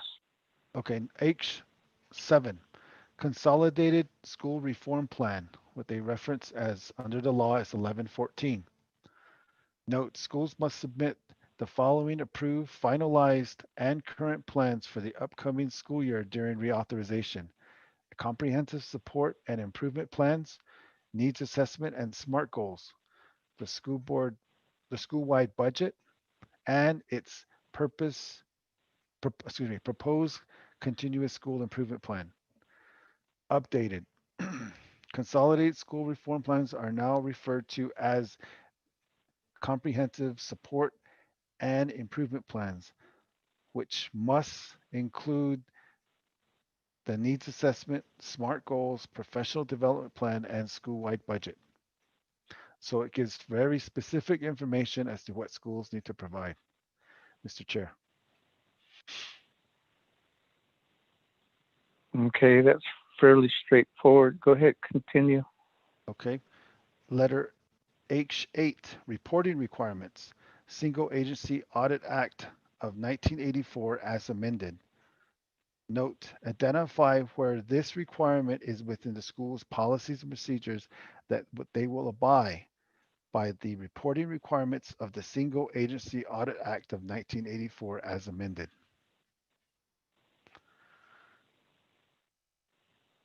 Continue. H9, implementation and enforcement of the Navajo Nation Ethics and Governmental Law, 2 NC subsection 6.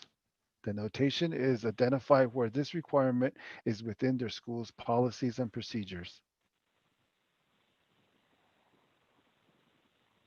I guess the other, for me, the part is, you know, the elected officials have to participate in a Navajo Nation ethics and government law training. Yes, sir. And it doesn't exclude the school board members. And they do issue a certificate, and perhaps rather than the certificate, then the school board will submit the names of the elected members who completed this ethics and government training. Yes, sir. So basically, when school boards, as we discussed in the previous bullet point, where they talk about how they are able to run a school, this should be included in that resume or that paragraph to say that they retook or they have taken the Navajo Nation's ethics and governmental law training, which is held annually, I understand. And so this is something that they should be updating on their resume to say, yes, I took it in school year 2020, 21, and I've been taking it for the past 3 years. I mean, something of that nature, Mr. Chair. Mr. Chair, this is Maestas. Go ahead, Ms. Maestas. Okay, this section here is basically to it's validating that it's also covered in the school's policies and procedures. That is part of their policies and procedures.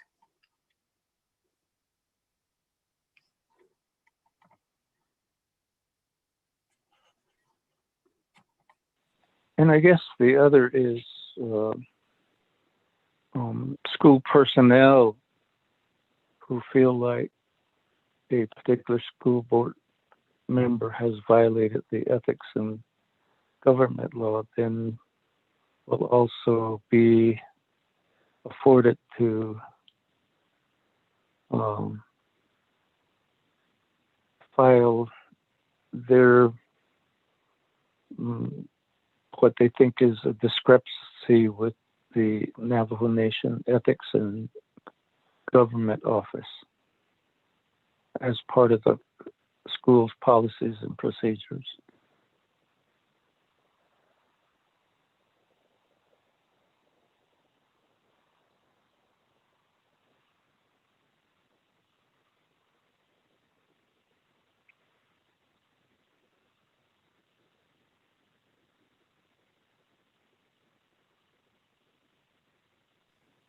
Mr. Chair?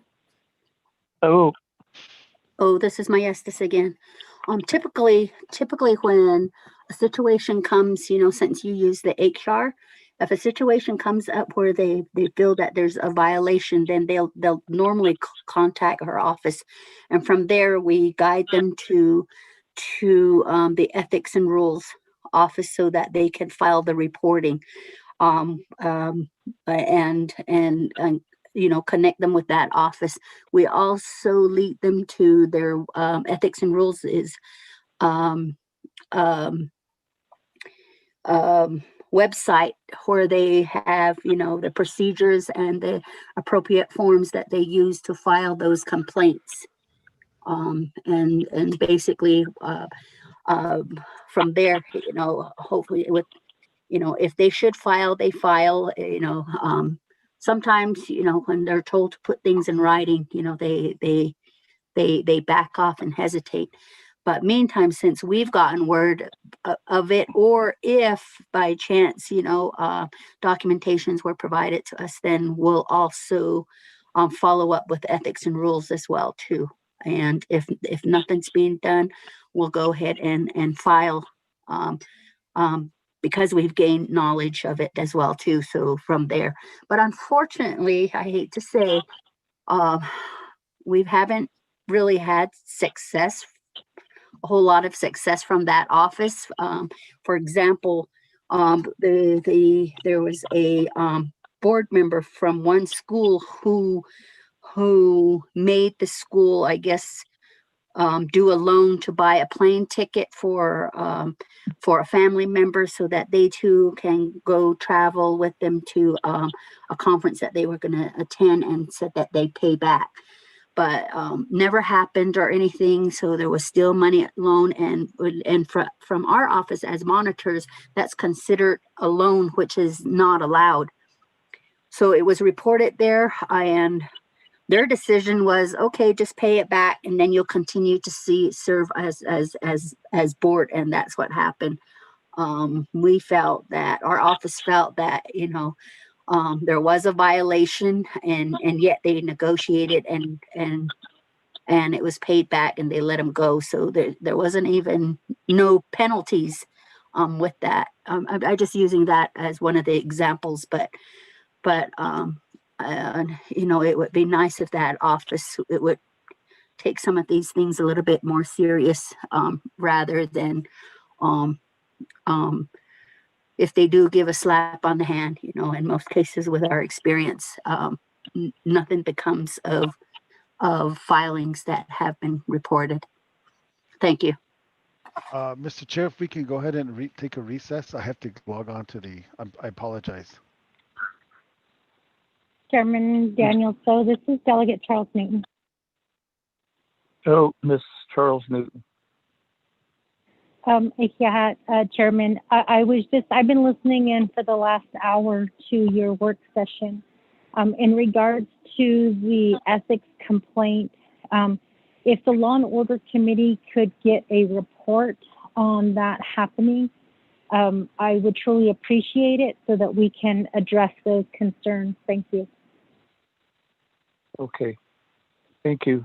Yes, Honorable Charles Newton. With the need for our presenter to get on a different call, this work session will go to a 1 hour recess. We will reconvene the teleconference at 2 p.m. Thank you to all Navajo Nation Board of Education members, staff from Department of Education, and from the BOSPA, as well as HES committees and colleagues of the Navajo Nation Council. Okay, so we're on recess until 2 p.m. Thank you, sir.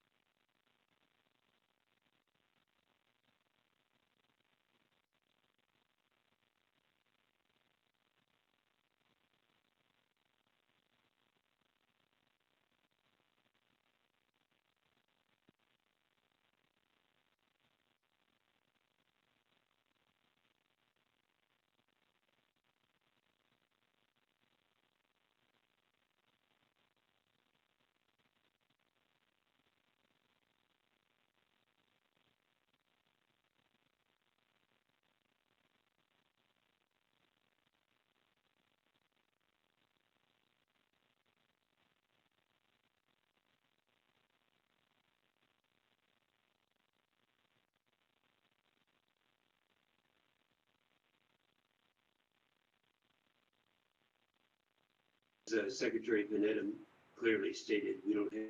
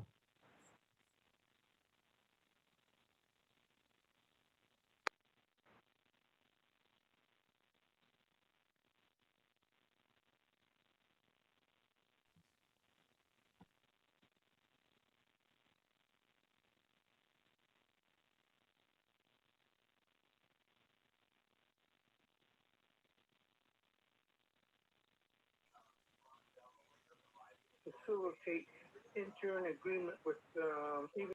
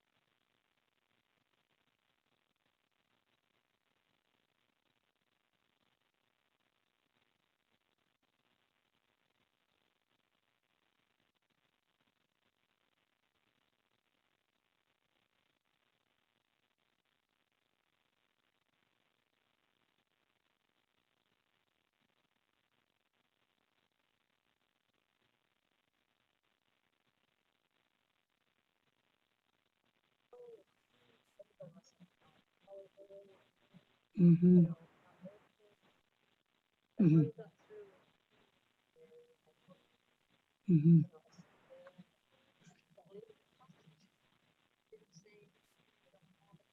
Okay. Mm-hmm.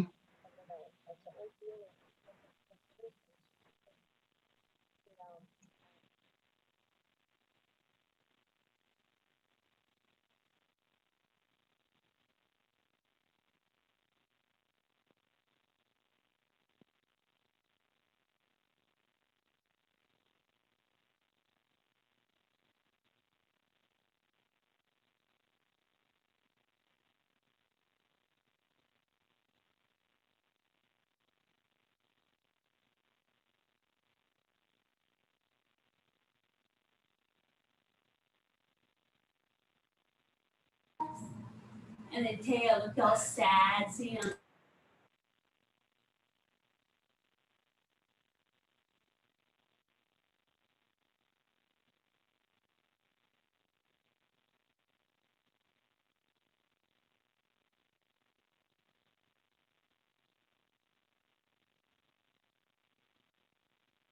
It's gonna keep me awake. Are we ready to begin? Or we're still waiting?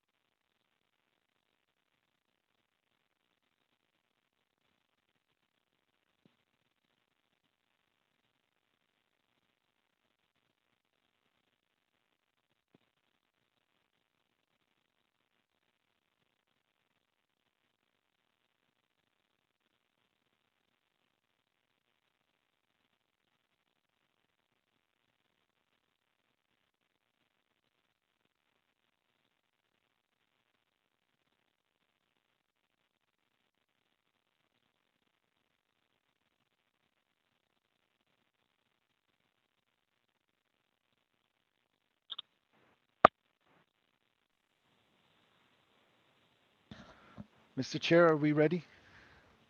I'm back on the call. Ms. Martinez, somebody other? Let's do a quick roll call. Mr. Mose.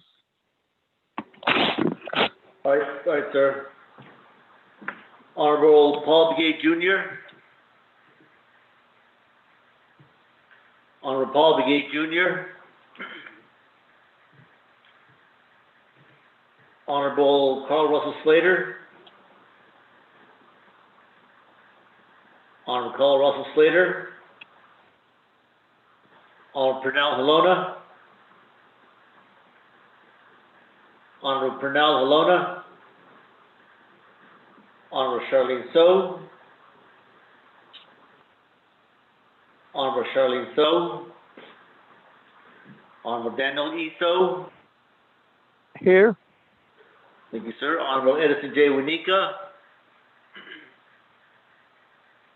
Honorable Edison J. Winika. Sheriff, there's only have one member yourself online for now. That will get Paul Begay on the line. Thank you, sir. That's two. Mr. Chair, it looks like we have 6 Board of Education members on the line.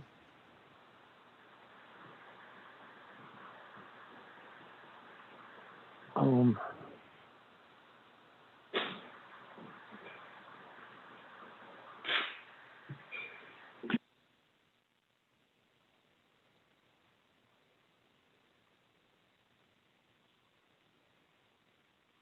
okay, let's proceed. Mr. Franklin, I found the document on my phone, so I can follow along again. Thank you, Mr. Chair, and members of the Health Education and Human Services Committee, as well as the Navajo Nation Board of Education. We will continue with the work session where we did leave off, Mr. Chair and members, um, is letter I, if I'm not mistaken. Letter I. Was there a comment? Okay. Letter I is the documentation of incorporation with the Navajo Nation Corporation Commission.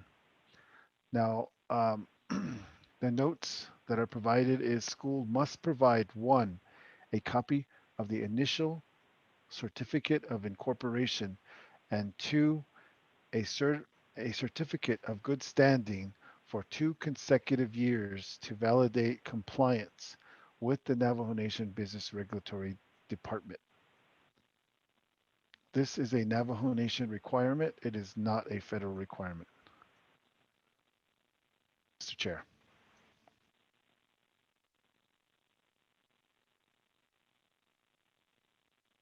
Thank you, Mr. Franklin. Honorable Helona.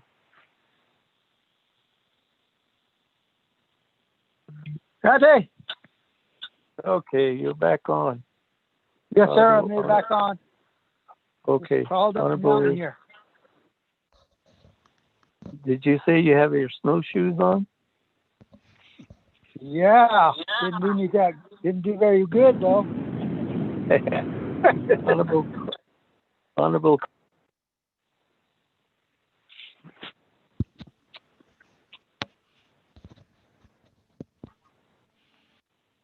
We're back on to reviewing the document. We just finished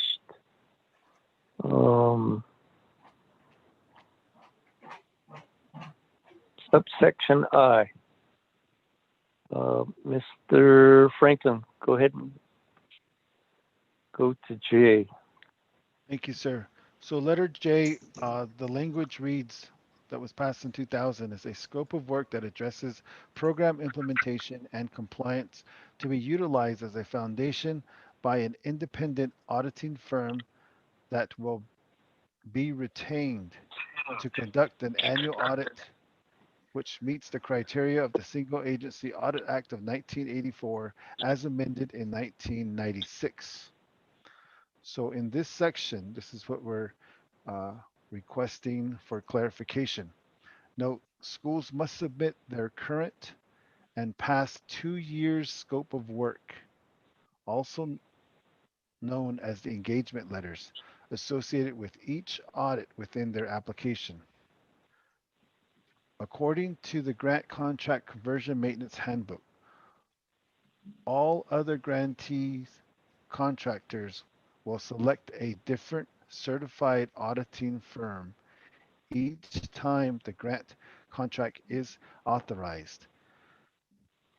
Therefore, to assist the school's financial concern with this requirement, the Navajo Nation permits existing grant contract schools to retain their auditing firm for no more than 3 consecutive years and must select a different auditing firm thereafter.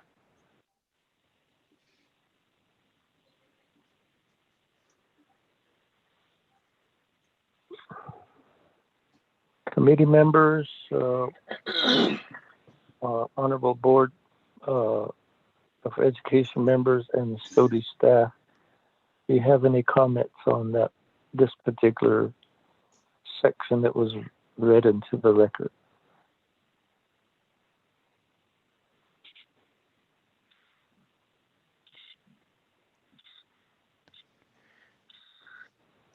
So in this case, we're talking about number one, a scope of work.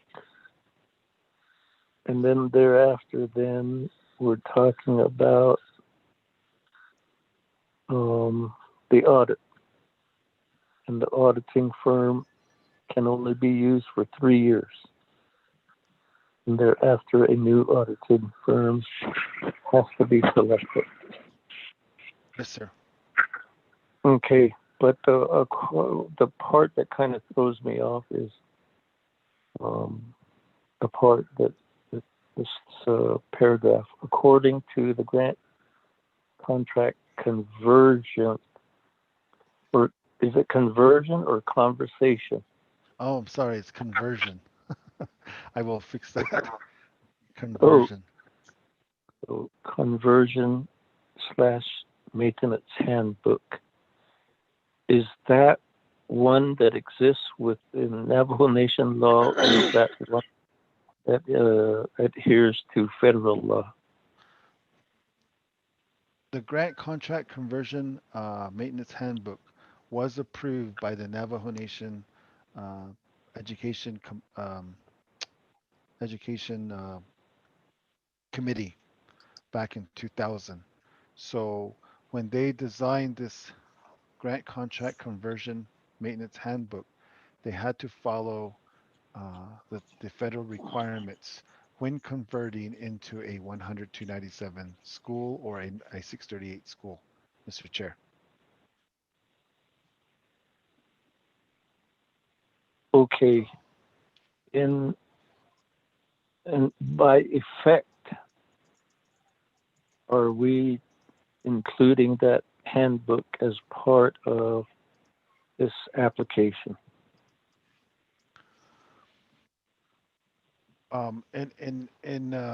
To answer your question, yes and no.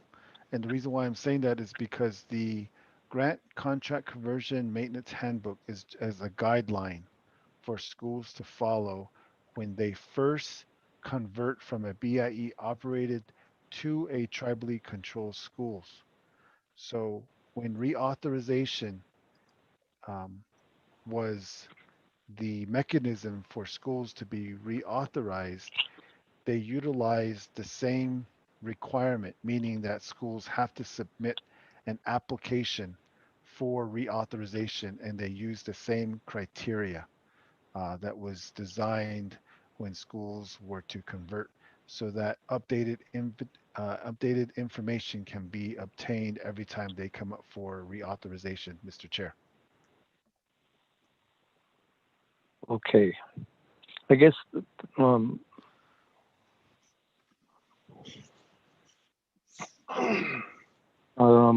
yeah, it just seems like that. And I guess the other question is, does this 2000 handbook also need updating based on new regulations and within the federal 638 um, uh, law, as well as the 297 grant school law? Okay, Mr. Chair, to answer your question, unless Congress updates Public Law 100-297, then there will be a change in what is required under the federal regulations. So, but in for the purpose of the Navajo Nation, the requirements for reauthorization, we are updating it. We are updating the application component to provide more clarification. For example, when the Elementary and Secondary Act came to be, as you know, there was a new law proposed at that time was the No Child Left Behind, and then became the the ESSA, Every Student Succeeds Act. So those are um, the federal laws that have come to play. So in those areas are typically um, involved with school improvement, academic portions, and so forth under the academic component. So what I read that's underlined is that basically in the previous handbook, in terms of updating to answering your question, the language within the grant contract conversion maintenance handbook said that uh, every time you basically stating that every time you come up for reauthorization, you must select a different auditing firm. So with that language, that means that if a school was given 1 year reauthorization, they had to choose a different auditing firm. As I explained in the previous work session, was that this would create a major hardship financially for a lot of our schools because selecting a new auditing firm is very pricey and it's very it'll hurt a lot of our smaller schools. So because most schools were reauthorized for a period of 3 years during the time of the education committee, that was the standard practice and the standard best business practice of holding on to an auditing firm for 3 years. That is why we incorporated the language as you see before you that a school will retain uh, their auditing firm for no more than 3 consecutive years and must select a different auditing firm thereafter. So this is to assist the schools financially, particularly the smaller schools, so that they can, when they submit an RFP to select their auditing firm, they will retain that auditing firm for 3 years per the RFP, the request for a proposal, Mr. Chair.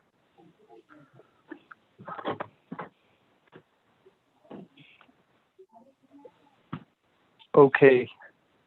In that case, then that particular section, the second sentence, all other grantee contractors. Why are you using other grantee? Why not just say all grantee contractors?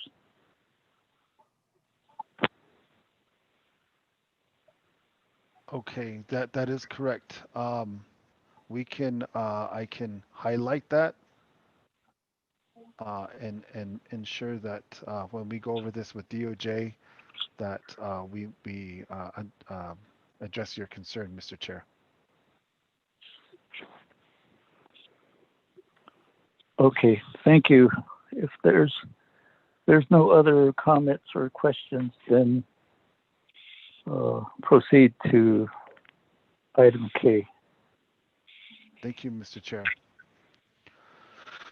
Letter K, that standard language, assurances that all employees will receive a background investigation and that the employees will meet the minimum standards of character and suitability required in 25 CFR Part 63.11. School board members in compliance with Navajo law, including Navajo election law and federal laws, will also receive criminal background investigations. The criminal background check will include federal, state, and tribal convictions or nolo contendere pleas on child-related convictions. No individuals convicted of any child-related crimes may serve on the school board. In our notation, this is merely a certification statement to say that school boards um, will follow the uh, federal and Navajo Nation law. It's a certification, Mr. Chair.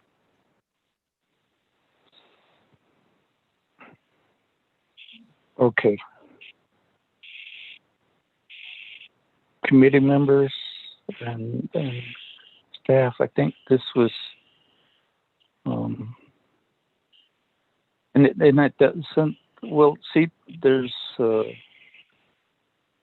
personal knowledge that under the election law, school board members were basically told they didn't qualify because they had a DWI 15, 20 years ago. Or were, let's say, admitted to misdemeanors. And so there might be some conflict or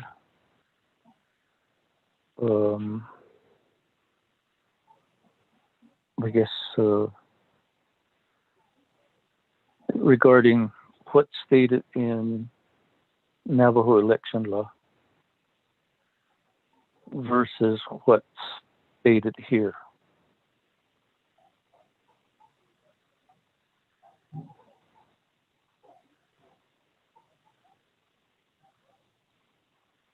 So, Mr. Chair, did you want me to respond? Well, I guess the main thing is that would be something that would be taken up with Navajo Nation Department of Justice.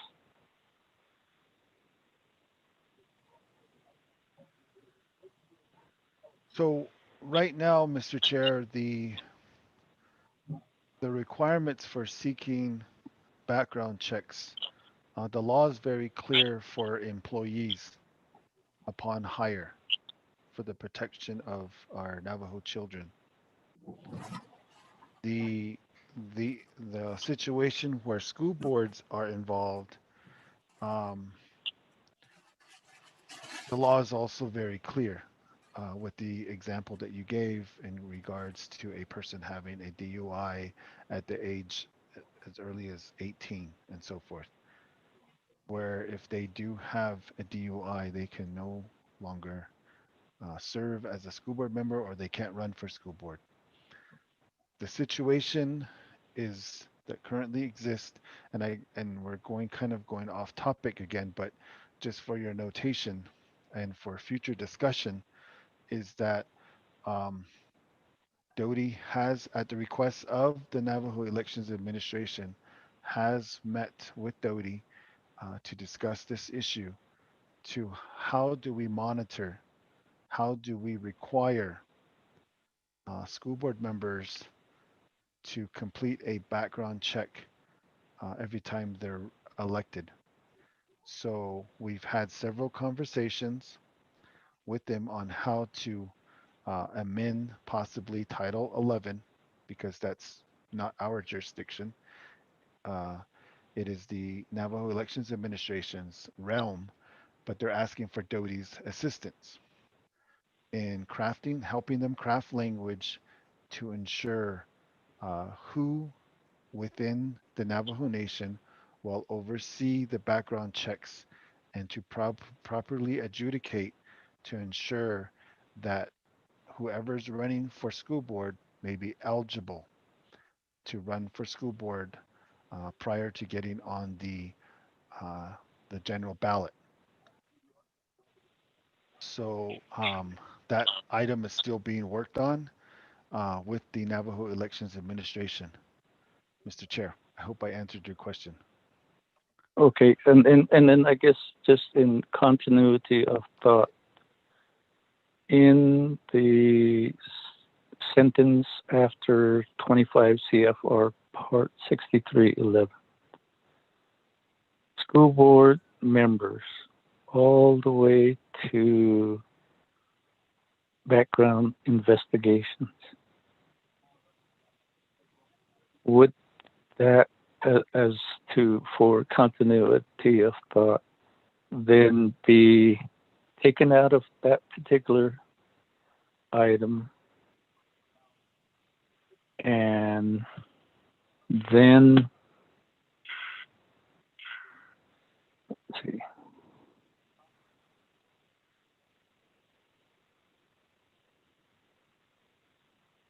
be put in right before the last sentence.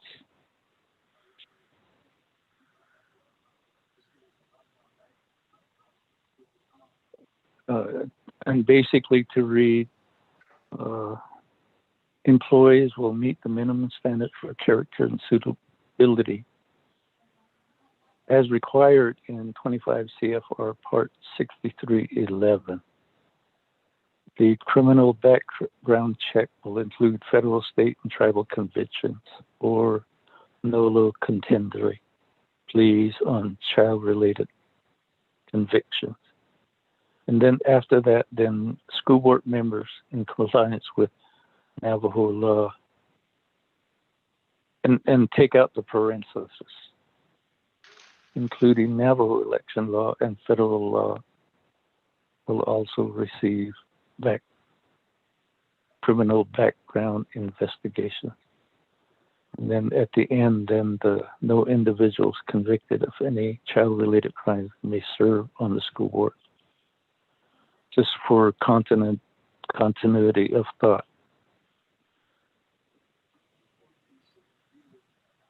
Okay.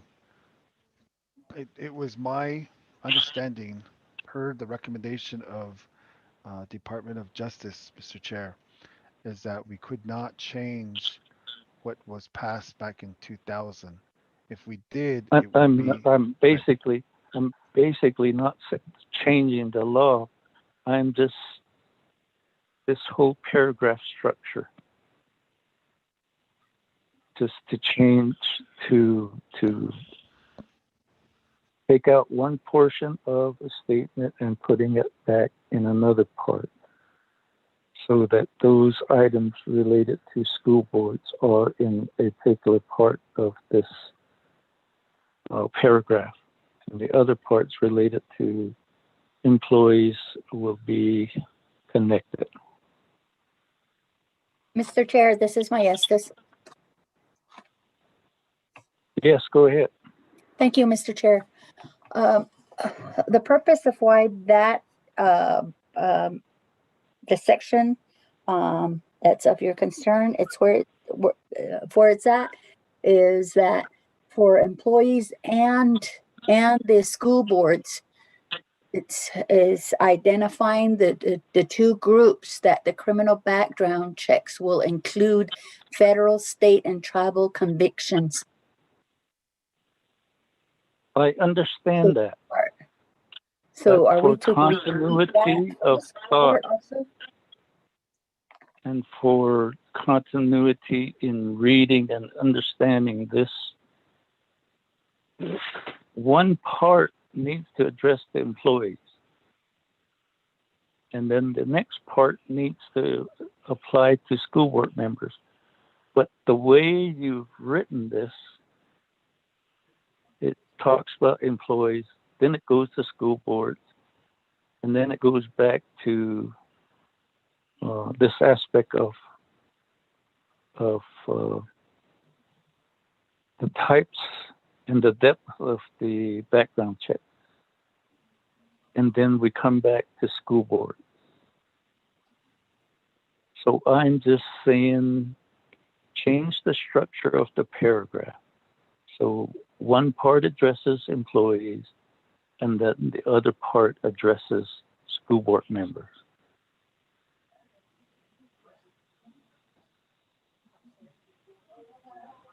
Comprende?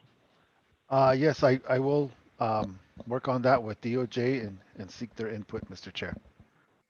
Okay. Mr. Chair, can I add a comment to this section, please? Sure, go ahead, Yes. I know there was talk about this part of background checks for school board members before they are allowed to submit their interest into the election. When they're doing their application, that is when they were asked to see if they could do a background check. What we see now, and several accounts with board members is we've had to remove them from office due to one of these violations, either from their criminal background. And it seems to have hindered a lot of our schools because now that board member, first of all, was a negative publicity on that school and on the board. And then secondly, um, there was a vacant position. So there was a community that was not represented due to that board member having a criminal background. So we really would like, I know that we can't do that now, but there is talk with the election office if there could be a way we could get the background checked before they take their oath of office and are allowed to run. I just wanted to mention that part, sir. Thank you. And yes, we, as a candidate, we do sign that attestment. But in the regard to the school board's candidates, I think that's something that would be another item that we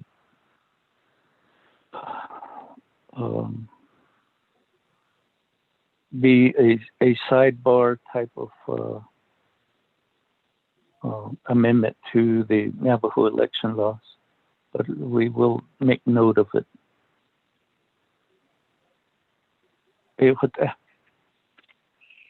Yes, we do agree.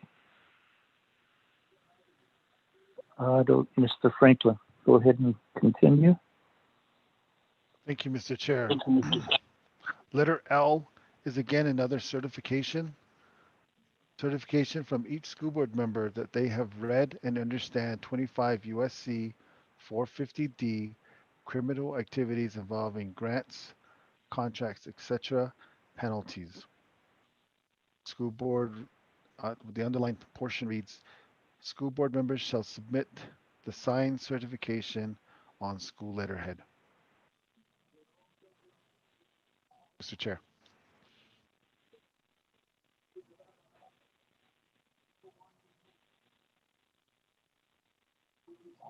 I think that's pretty straightforward. Okay. Letter L. The bold print reads, certification from each school board member that they have read. Oh, I'm sorry, I've been going already. Letter M.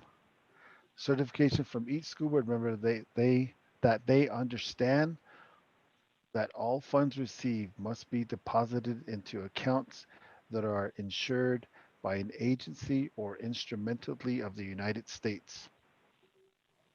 The notation underlined portion is school board members shall submit the signed certification on school letterhead.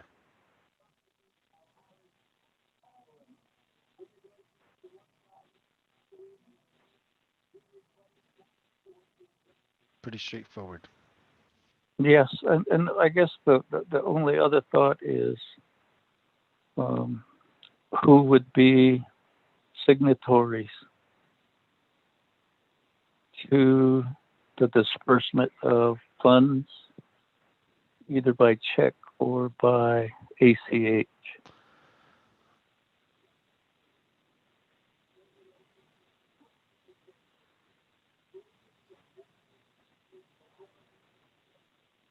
Mr. Chair, Yes. this is my yes. When it comes to signatories, it's usually normally the school board and the administrative head, and typically is those individuals.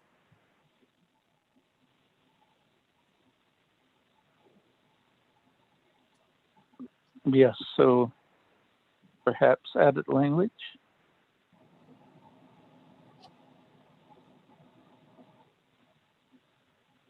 Mr. Franklin, go ahead. Okay. Letter N. Certification from each school board member the chief school administrative officer, and the fiscal and personnel manager that they have read and understand the provisions of OMB Circular A-87, particularly those sections that pertain to allowable and unallowable costs. The notation reads that's underlined school board members, including the school chief administrative officer and the fiscal and personnel manager shall submit the signed certification on school letterhead. So there is another red notation that was brought forth by Hesse. And the question was, how can Navajo Nation ensure school board understand allowable and unallowable costs? Many times school boards approve purchases that later show up in their audits as unallowable. The suggested remedy, rather than signing a certification statement, school board and school administrators or school administrative teams must show evidence that they have received training on allowable and disallowable costs. This should be evident in their annual audit. If the school board approves such unallowable procedures, provisions within Title 11 can be made with due process to determine appropriate action and if removal is warranted.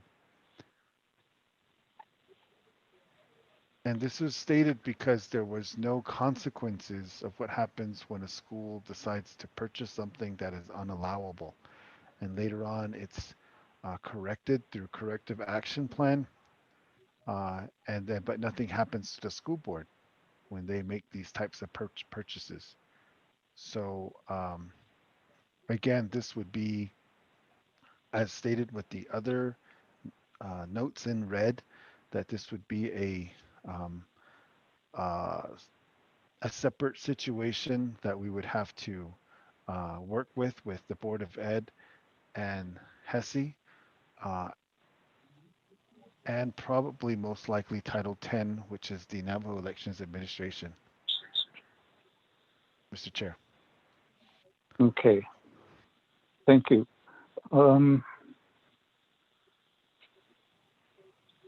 Let me, okay, in regard to in certification from each school board member, and then a comma, the school chief administrative officer, and the physical and personnel manager. Would there be a directive to make sure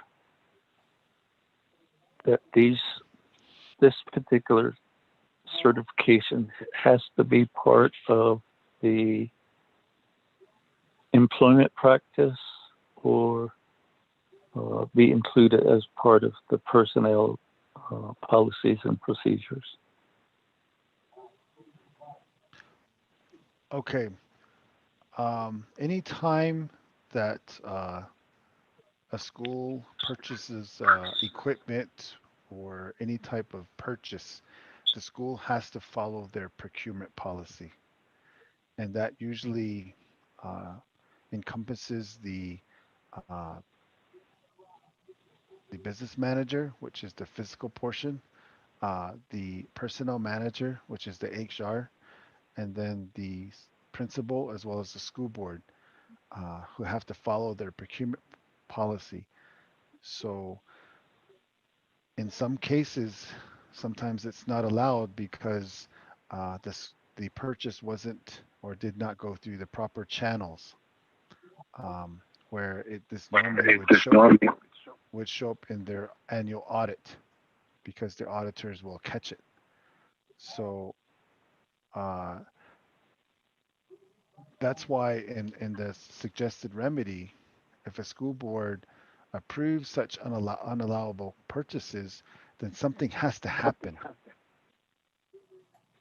Somebody has to investigate it, and with the language, revised language in Title 10, the consequences would be if the school board comes out to be the person who provided the final signature for that purchase, then he or she or the group would be removed because that is part of their procurement process on purchasing um, items for the school. I guess the main reason that I think these folks, the personnel manager, the budget person, and the chief administrative officer, it needs to be stated in their job description that they would adhere to OMB Circular 887 in their job description, in their contract of employment.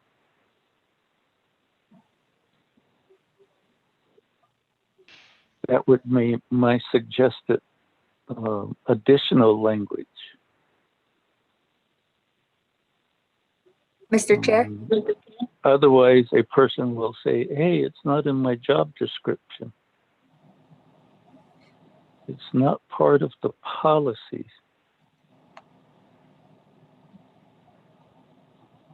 Ede kwagi ato bansis kesi ge kwagi. Sadi ni ta nel dole.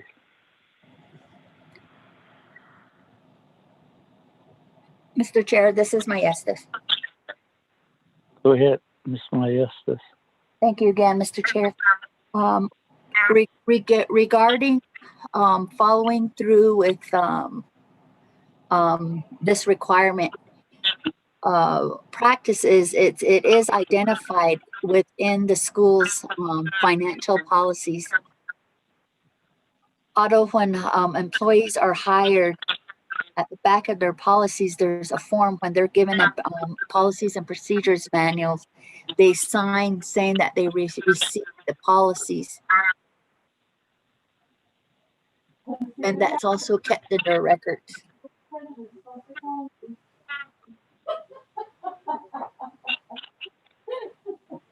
Mr. So I'd like to add to this conversation on this part also. Oh, go ahead, Yes.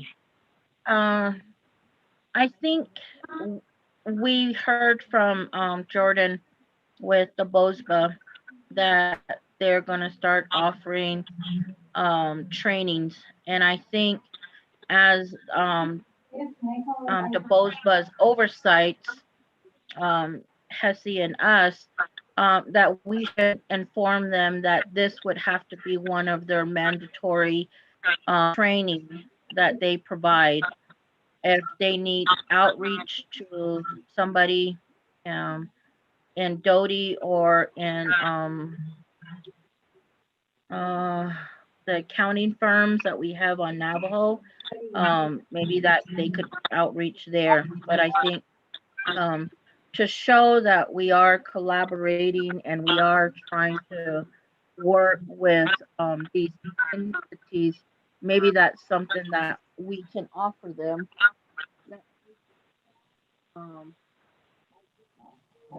That they can fulfill these trainings, especially one as important as this. And if Matt could email us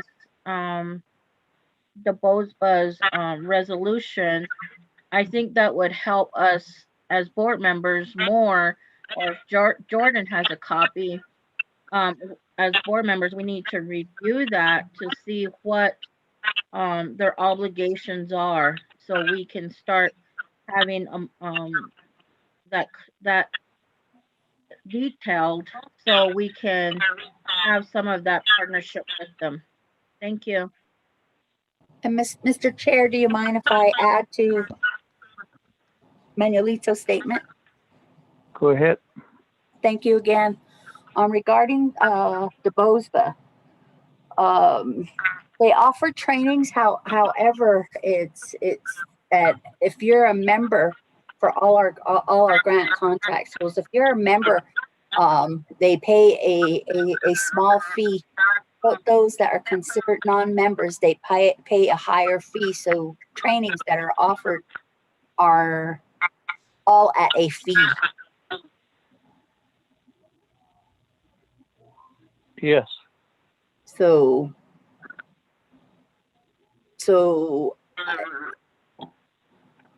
I'll hold my other thought for now, but I just want to put that out there.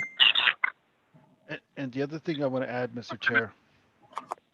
Oh, I remember now. And the other thing is, with experience of attending trainings, and I've heard it from other members too, it rather than focusing on the trainings, it becomes very political, or it becomes a bashing session of against either Doty or the nation itself. So I don't know. There's a lot of improvement that's needed. You know, if they're going to be the trainers. Thank you. So, Mr. Chair, if I can add as well. So go ahead. One other thing that just for everybody's notation, if I remember correctly, everything that school board signs certifications for as we're going through where they have to sign, it is written within, I think, the BOSBA's contract that they will provide training. So OMB Super Circular under the areas of allowable and disallowable costs, that is supposed to be a training provided to school boards so that we can um, uh, ensure that they are receiving these trainings. Like for example, letter O, P, and Q, or just O and P, they provide that type of training as well as the other ones that we covered on the top portion. So that is within their 638 contract, Mr. Chair. So Can be identified in the sanctions of their authorization.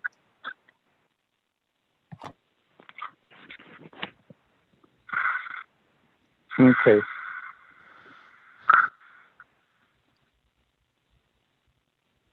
Okay. Okay, based on Miss Maestas' last statement, this is the contract application, and this is the document that lists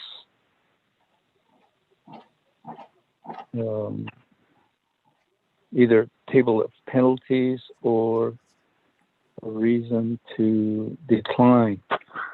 For our children, is yet to come. Thank you and farewell.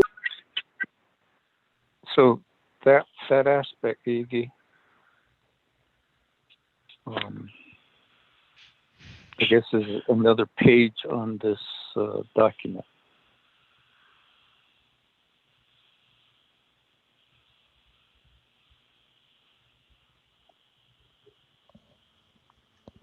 Mr. Franklin. So in terms of the table of penalties, that I believe that's what Hesse had requested in it as a different component because anytime that you're going to penalize an elected official, it has to go through Title 11 for due process because the school boards fall under Title 11 as an elected official. So that is why we're suggesting the areas marked in red will be a work session on its own to cover these areas, Mr. Chair. I guess where I'm approaching from is where the school board votes to either procure or to either do those items that are listed as disallowable. And as a group, then what are the sanctions? As a group, what are the penalties? and not necessarily on individuals. Because what is it? The board can't act until there is a quorum. And so that's where my thoughts are.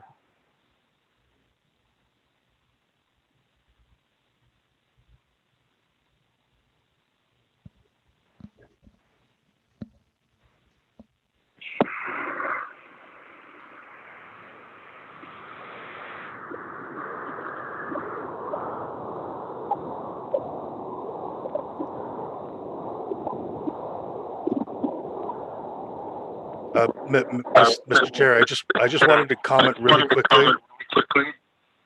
Yes, go ahead, Mr. So.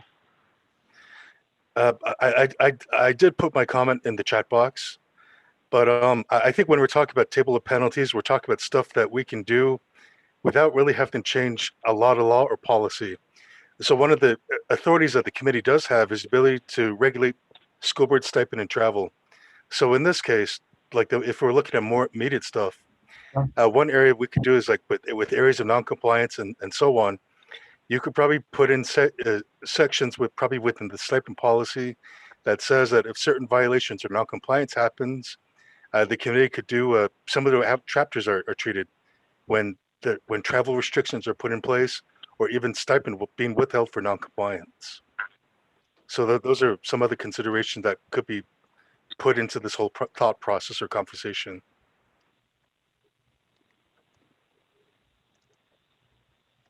Okay.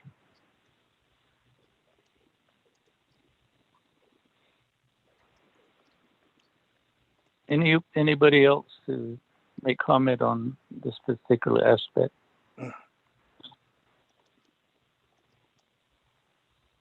And that's something I think would you need to engage Department of Justice on that aspect.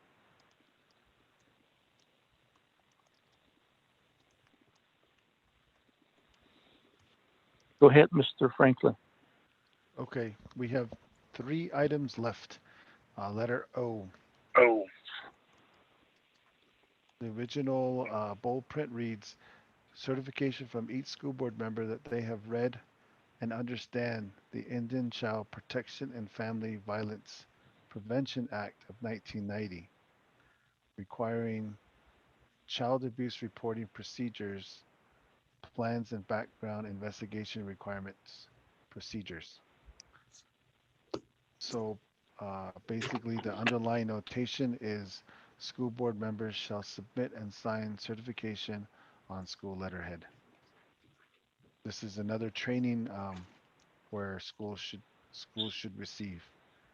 And this is particularly under the SCAN, what they call SCAN, that everybody must follow, Mr. Chair.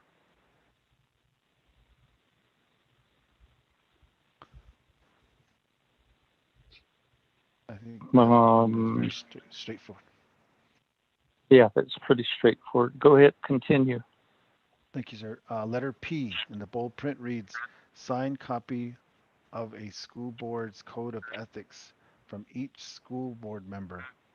And the underlining notation is school board members shall submit a signed certification on school letterhead.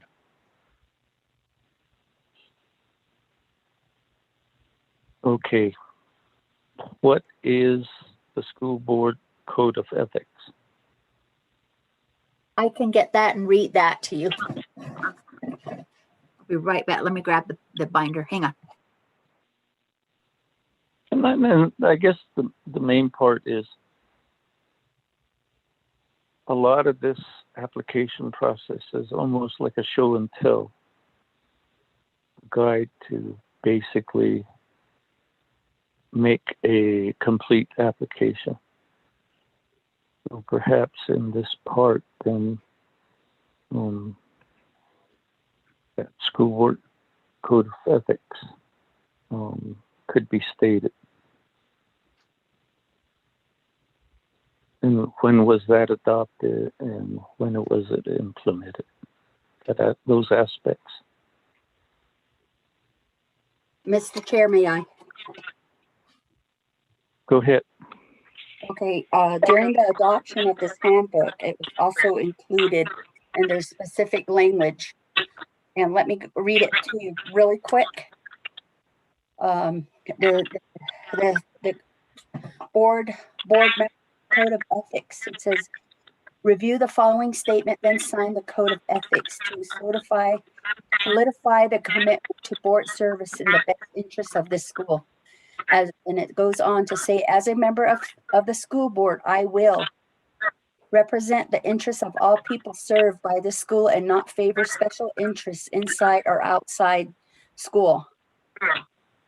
Not use my membership on this board for my own personal advantage or for the advantage of my friends, relatives, or supporters. Keep confidential information confidential. Support decisions on the board. Do nothing to violate the trust of those who elected me to the board or of those who serve. Focus my efforts on the mission of this school and not on my personal goals. Work with and through the designated administrators of the school to ensure that the school is well run. Not use nor condone the misuse of alcohol or illegal substances while involved with school businesses or activities.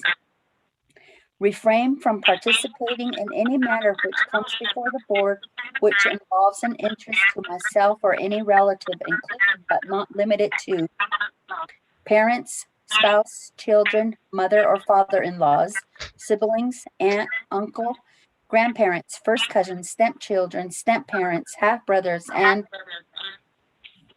sisters or other individuals where a significant emotional or financial bond exists. Consider myself a trustee of this school and do my best to ensure that it is well maintained, financially secure, growing, and always operating in the best interests of those we serve. I have read, understand, and agree to abide by this code of ethics. And there's a signature spot for the board members to sign and date. Thank you, Mr. Chair.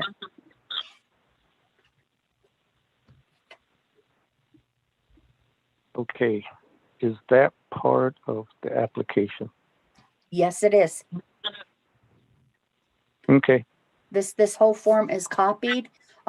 Normally, you know, we advise put it on their school letterhead, and then the individual reads it and signs and dates. And yes, it is part of the application. And it's also part of the handbook requirement itself. okay, Mr. Franklin. Let's Thank see. you. Thank you, Mr. Chair. We have the last item, which is letter Q, certification from each school board member that they have received training in the contents of these areas. So they submit the underlining note is school board members shall submit the signed certification on school letterhead. So additional information is that my office provides training in this whole content, and then we send them a certificate of training, and we provide this training at free of cost. They don't have to pay for registration or anything of that nature. So um, this is where our office provides this training, Mr. Chair. Mr. Chair, may I add to that? Go ahead. Thank you again, Mr. Chair. When the group training is done, our office also does an open invitation to all the schools if they'd like their training to be repeated again at the school site, you know, so that all their employees would be a part of receiving information of what this whole application entails and all the requirements so that they can also all be a part of it. And it's open to the parents as well too. On occasion, we have chapters who would like a better understanding. Let's say the school's at the chapter level requesting for a resolution and they want to know more about it. We've gone to chapter meetings and presented this information of the requirements. So we do kind of a mini training to the communities as well upon invites. Thank you. I guess then, all right. You're saying the school board members receive training. How about the school community? Meaning the school board, the employees, and the community of quote unquote parents. Not on a volunteer basis, but as a part of the application process.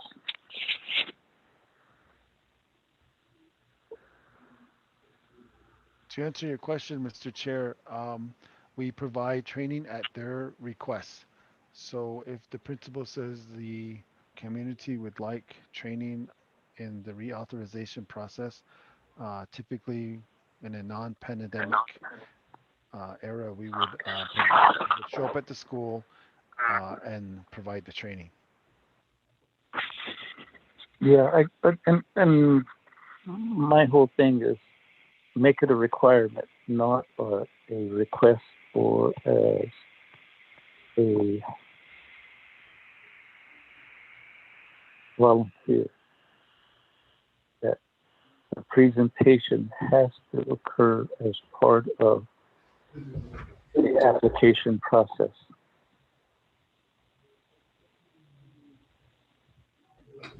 Okay, so again, if we're adding to the bold print, DOJ did advise us that you're changing the law. So we can surely add this with our the items written in red as part of what HESI and Board of Ed is requesting. Um, but we right now we're just developing the parameters. Um, if we add to the bold print, then that changes the law. Mr. Chair, this is Maya Estes. Go ahead. I hear where you're coming from.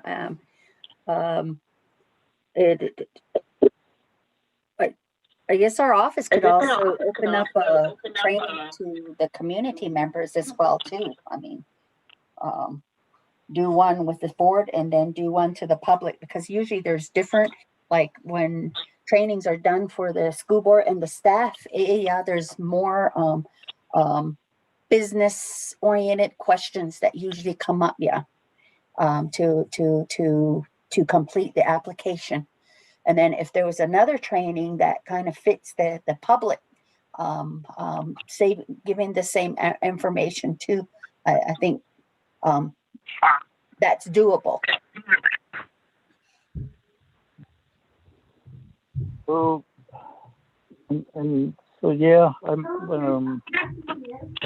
really feel like that's where you get buy-in. A particular school. And that is correct. Yes. Committee members, do you have any closing statements regarding how we'll proceed?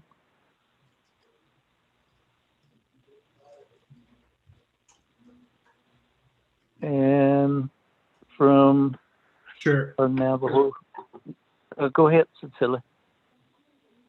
Thank you. I just want to thank everyone, and it's a very informative conversation, educational for myself. Chair, I guess my question to you is, do you want to have an internal conversation among the committee on what our actions will be going forward prior to our meeting tomorrow? Or I was just interested in hearing what your thoughts are and what the committee's thoughts are. Thank you.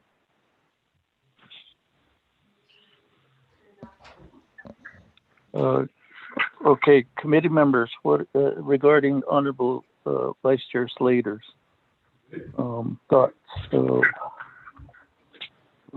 Can you engage in the conversation also?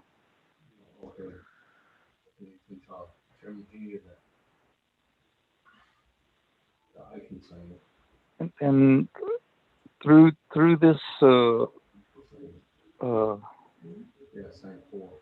conversation, the work session. What what we've discussed and what we've recommended. Then it would be Doty's presentation to Navajo Nation Board of Education, and then from there it would come to the HES committee. Am I correct, Mr. Franklin? Yes, but let me provide further guidance from what DOJ explained to my office is that what was being proposed in terms of clarifying language, developing parameters under the bold print was to seek Board of Education approval as well as HESI approval. Once these two documents are approved, then it will be moved, it would move forward to implementation for schools to follow. So in today's discussion, because everything that was written in red requires amendments to the law, that they would not be included in this application content because it's requiring it in different areas as we explained, but the language in the yellow will be discussed with DOJ, and when the language meets DOJ's approval, then it would be brought forth to um, Board of Education and then to HESI for approval and implementation. Mr. Chair, that was my understanding. Okay. And going forward, I don't think we need another work session, but the recommended language changes and taking out the red print. Can you provide us a new document for which the HES committee can review? And we would await a resolution from the Navajo Nation Board of Education before legislation would be sought for these changes to application. That's the way I view it going forward. Yes, sir, I understood. Okay. So if you could get us the reviewed and amended document as soon as possible and get it to Ms. Martinez and she can share it. Okay, so let me give you the timeline. The next Board of Education to take action to approve for Doty to meet with DOJ and then therefore bring it before the Board of Education. Board of Education is meeting on February 4th to provide a supporting resolution on the discussion that we had today with the updated language, and then it would be moved forward to HESI for their final approval, Mr. Chair. Okay. February 4, if we got that document and we had individual HES members to sponsor legislation, at the earliest, I think we would be looking at is about 17th of February.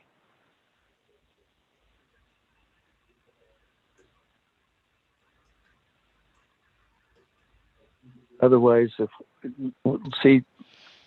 even if we sign the document to sponsor a legislation on the 5th then depending on the complexity of that legislation, we might not have it ready for the 5-day comment period until the 9th or the 10th. And then after that, then depending on the wishes of the committee, we could either call a special meeting or then just wait for the regular meeting on the 17th. Would that be enough time? Mr. Chair, may I? Go ahead. There's a deadline for schools according to the federal regs of when applications need to be and then final submission. So to get all this done, there is a deadline of the third Monday of March, and March is approaching fairly quickly. March 15th by 5 o'clock, the schools must have met all those requirements with their application to be submitted. And I believe we have something like, I want to say almost 26 schools, estimated 26 schools that are submitting their application. And our office would have to review all those applications to make sure they're in compliance. And then it goes before it moves forward to Board of Ed. So we're already facing a deadline of March 15th. Thank you. Ms. Maestas, the committee can't move on it until we have a Board of Education resolution. Okay. Mr. So Chair, at the earliest, if we could have a signed document in the hands of one of the HES members, basically request legislation. Okay. That would be submitted the 5th. And like I said, depending on the complexity and even the workload at OLC, the earliest we're looking at is the 17th of February. If we do a special meeting for Navajo Nation Board of Education, this month, we have to also do our 72-hour notice for a special meeting. But if we could do that, then we could try to get it to you guys sooner before our meeting on February 4th.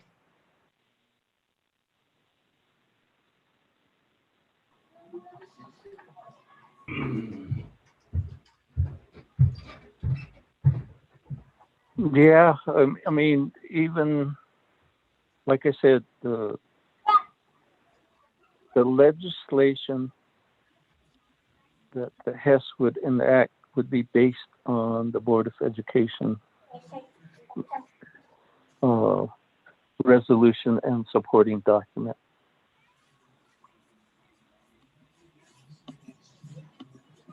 So that's what we would be waiting for.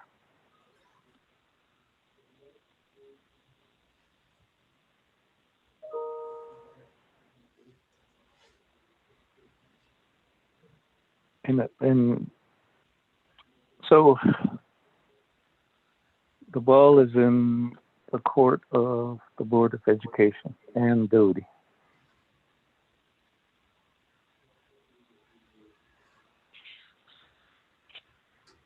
so Mr. Chair, if I may add additional time items to the timeline that I talked about. So incorporating what President Manuelito stated, as well as our internal training schedule, What right now, what we're planning is a preliminary reauthorization training to school principals and school administrators to explain to them what needs to be in their application, um, so that they don't get this, so they can start working on their application process as soon as possible. So we have that scheduled for January 28th. The goal was that once HESI and Board of Ed approve this application content, within whatever has been approved will be where Doty will provide training to school boards thereafter, so that we meet the criteria to say that we did train them in this application content process, the reauthorization process. So even if we train them, say like the third week of February or the fourth week of February, school boards still have time to sign that certification to say that they have received training in the contents of this application. So there is still some time for them to do so. In the meantime, the school will continue to work on their application as we provided the training to them on January 28th. Because right now we have some principals that have no knowledge of an application content, and so we're trying to get them rolling, and then we will provide them the suggested parameters, emphasizing that it will be approved by the Board of Ed and the HESI by this day, so that they will already be made aware of the application content. Mr. Chair.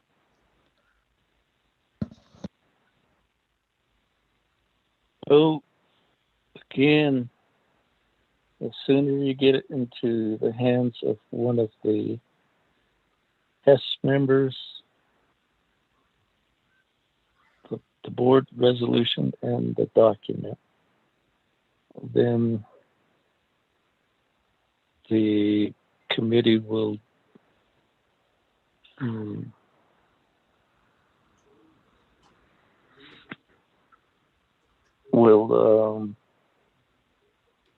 sponsor the legislation.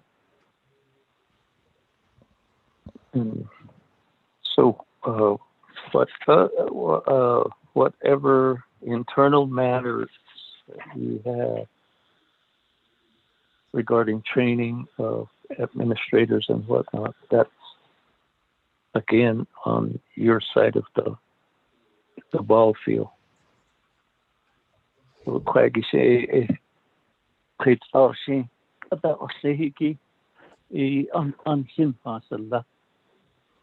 the committee will be awaiting the document for sponsoring legislation to approve these contents. Okay, with that.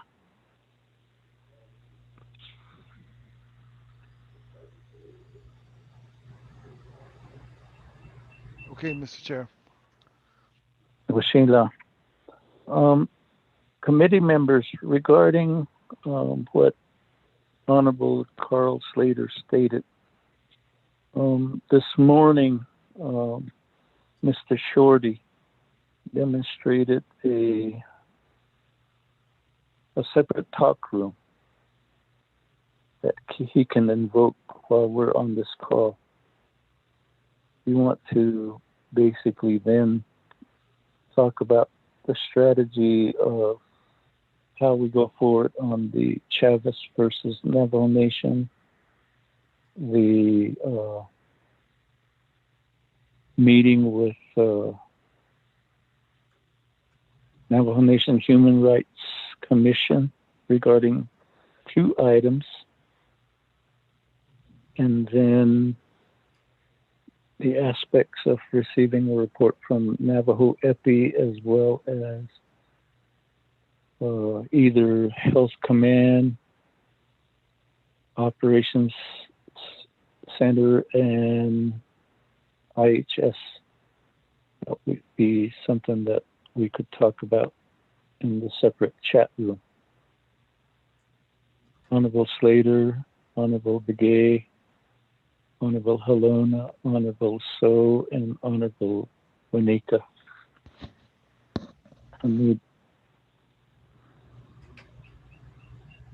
based on that, our discussion in that separate chat room, then we could ask Ms.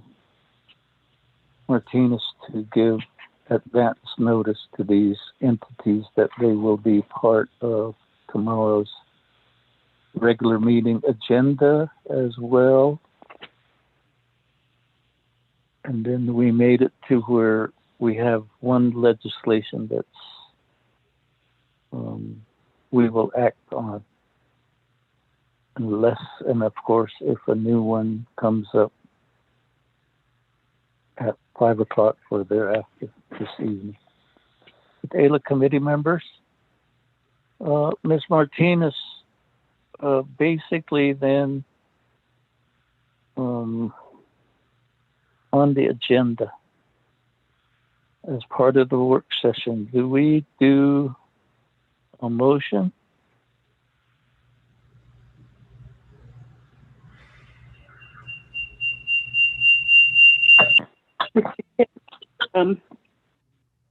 The work session doesn't require a vote. You can add on those. Okay. Committee members.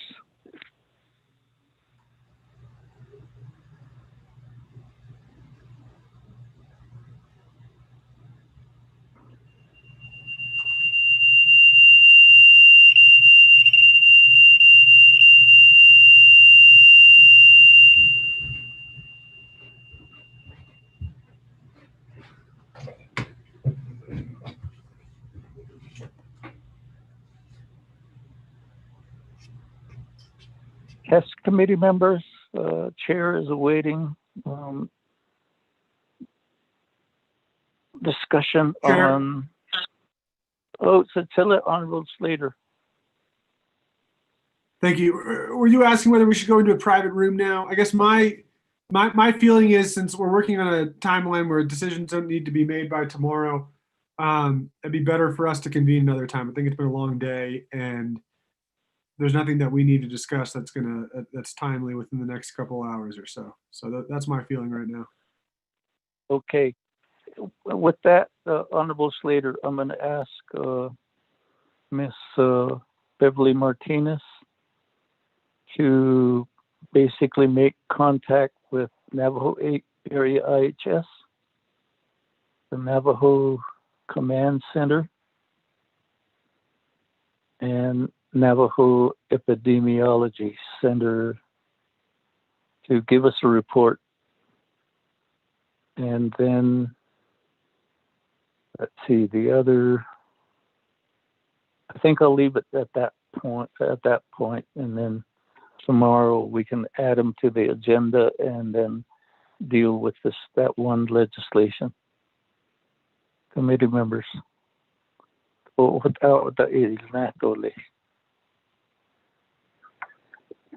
So, Mr. Chair, yes. I'm sorry, Chair. The IHS report, is that on the vaccine or what's the topic? Yes, the vaccine, and then especially on how far they're going down their priority. And how many people have gotten the vaccine, and I guess the supply. I guess the other I forgot to ask is, under Navajo Nation Board of Education, have you made a decision to allow school personnel to start getting the vaccine? And even yourselves as part of the workforce.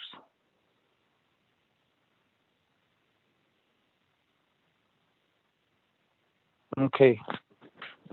Ms. Martinez, anything else?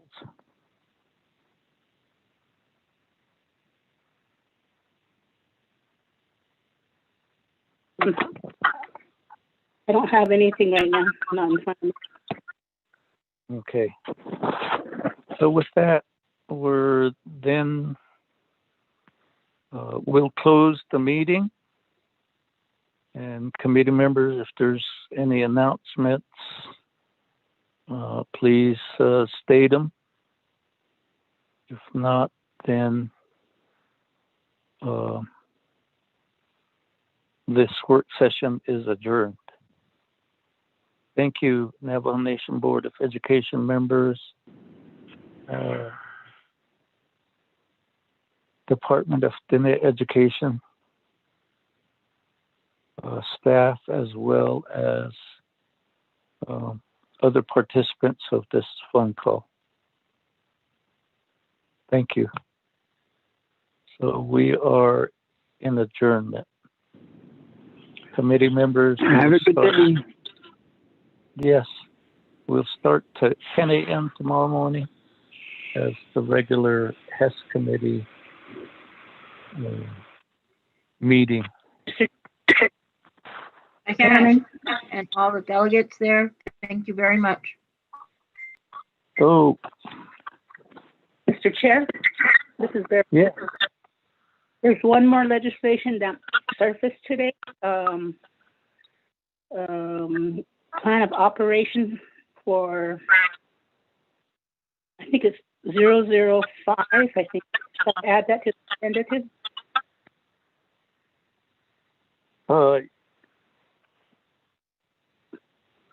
It was just released today. Okay. That's the one that's sponsored by Honorable Halona, right? I believe so, yes, sir. Okay. That's that one on school accountability, I think it was. Yeah, just make it, that would be item that would have to be added, since we did already post the agenda for tomorrow. That would be available for adding to the agenda. Okay, that's legislation 521. Okay. Okay, thank you.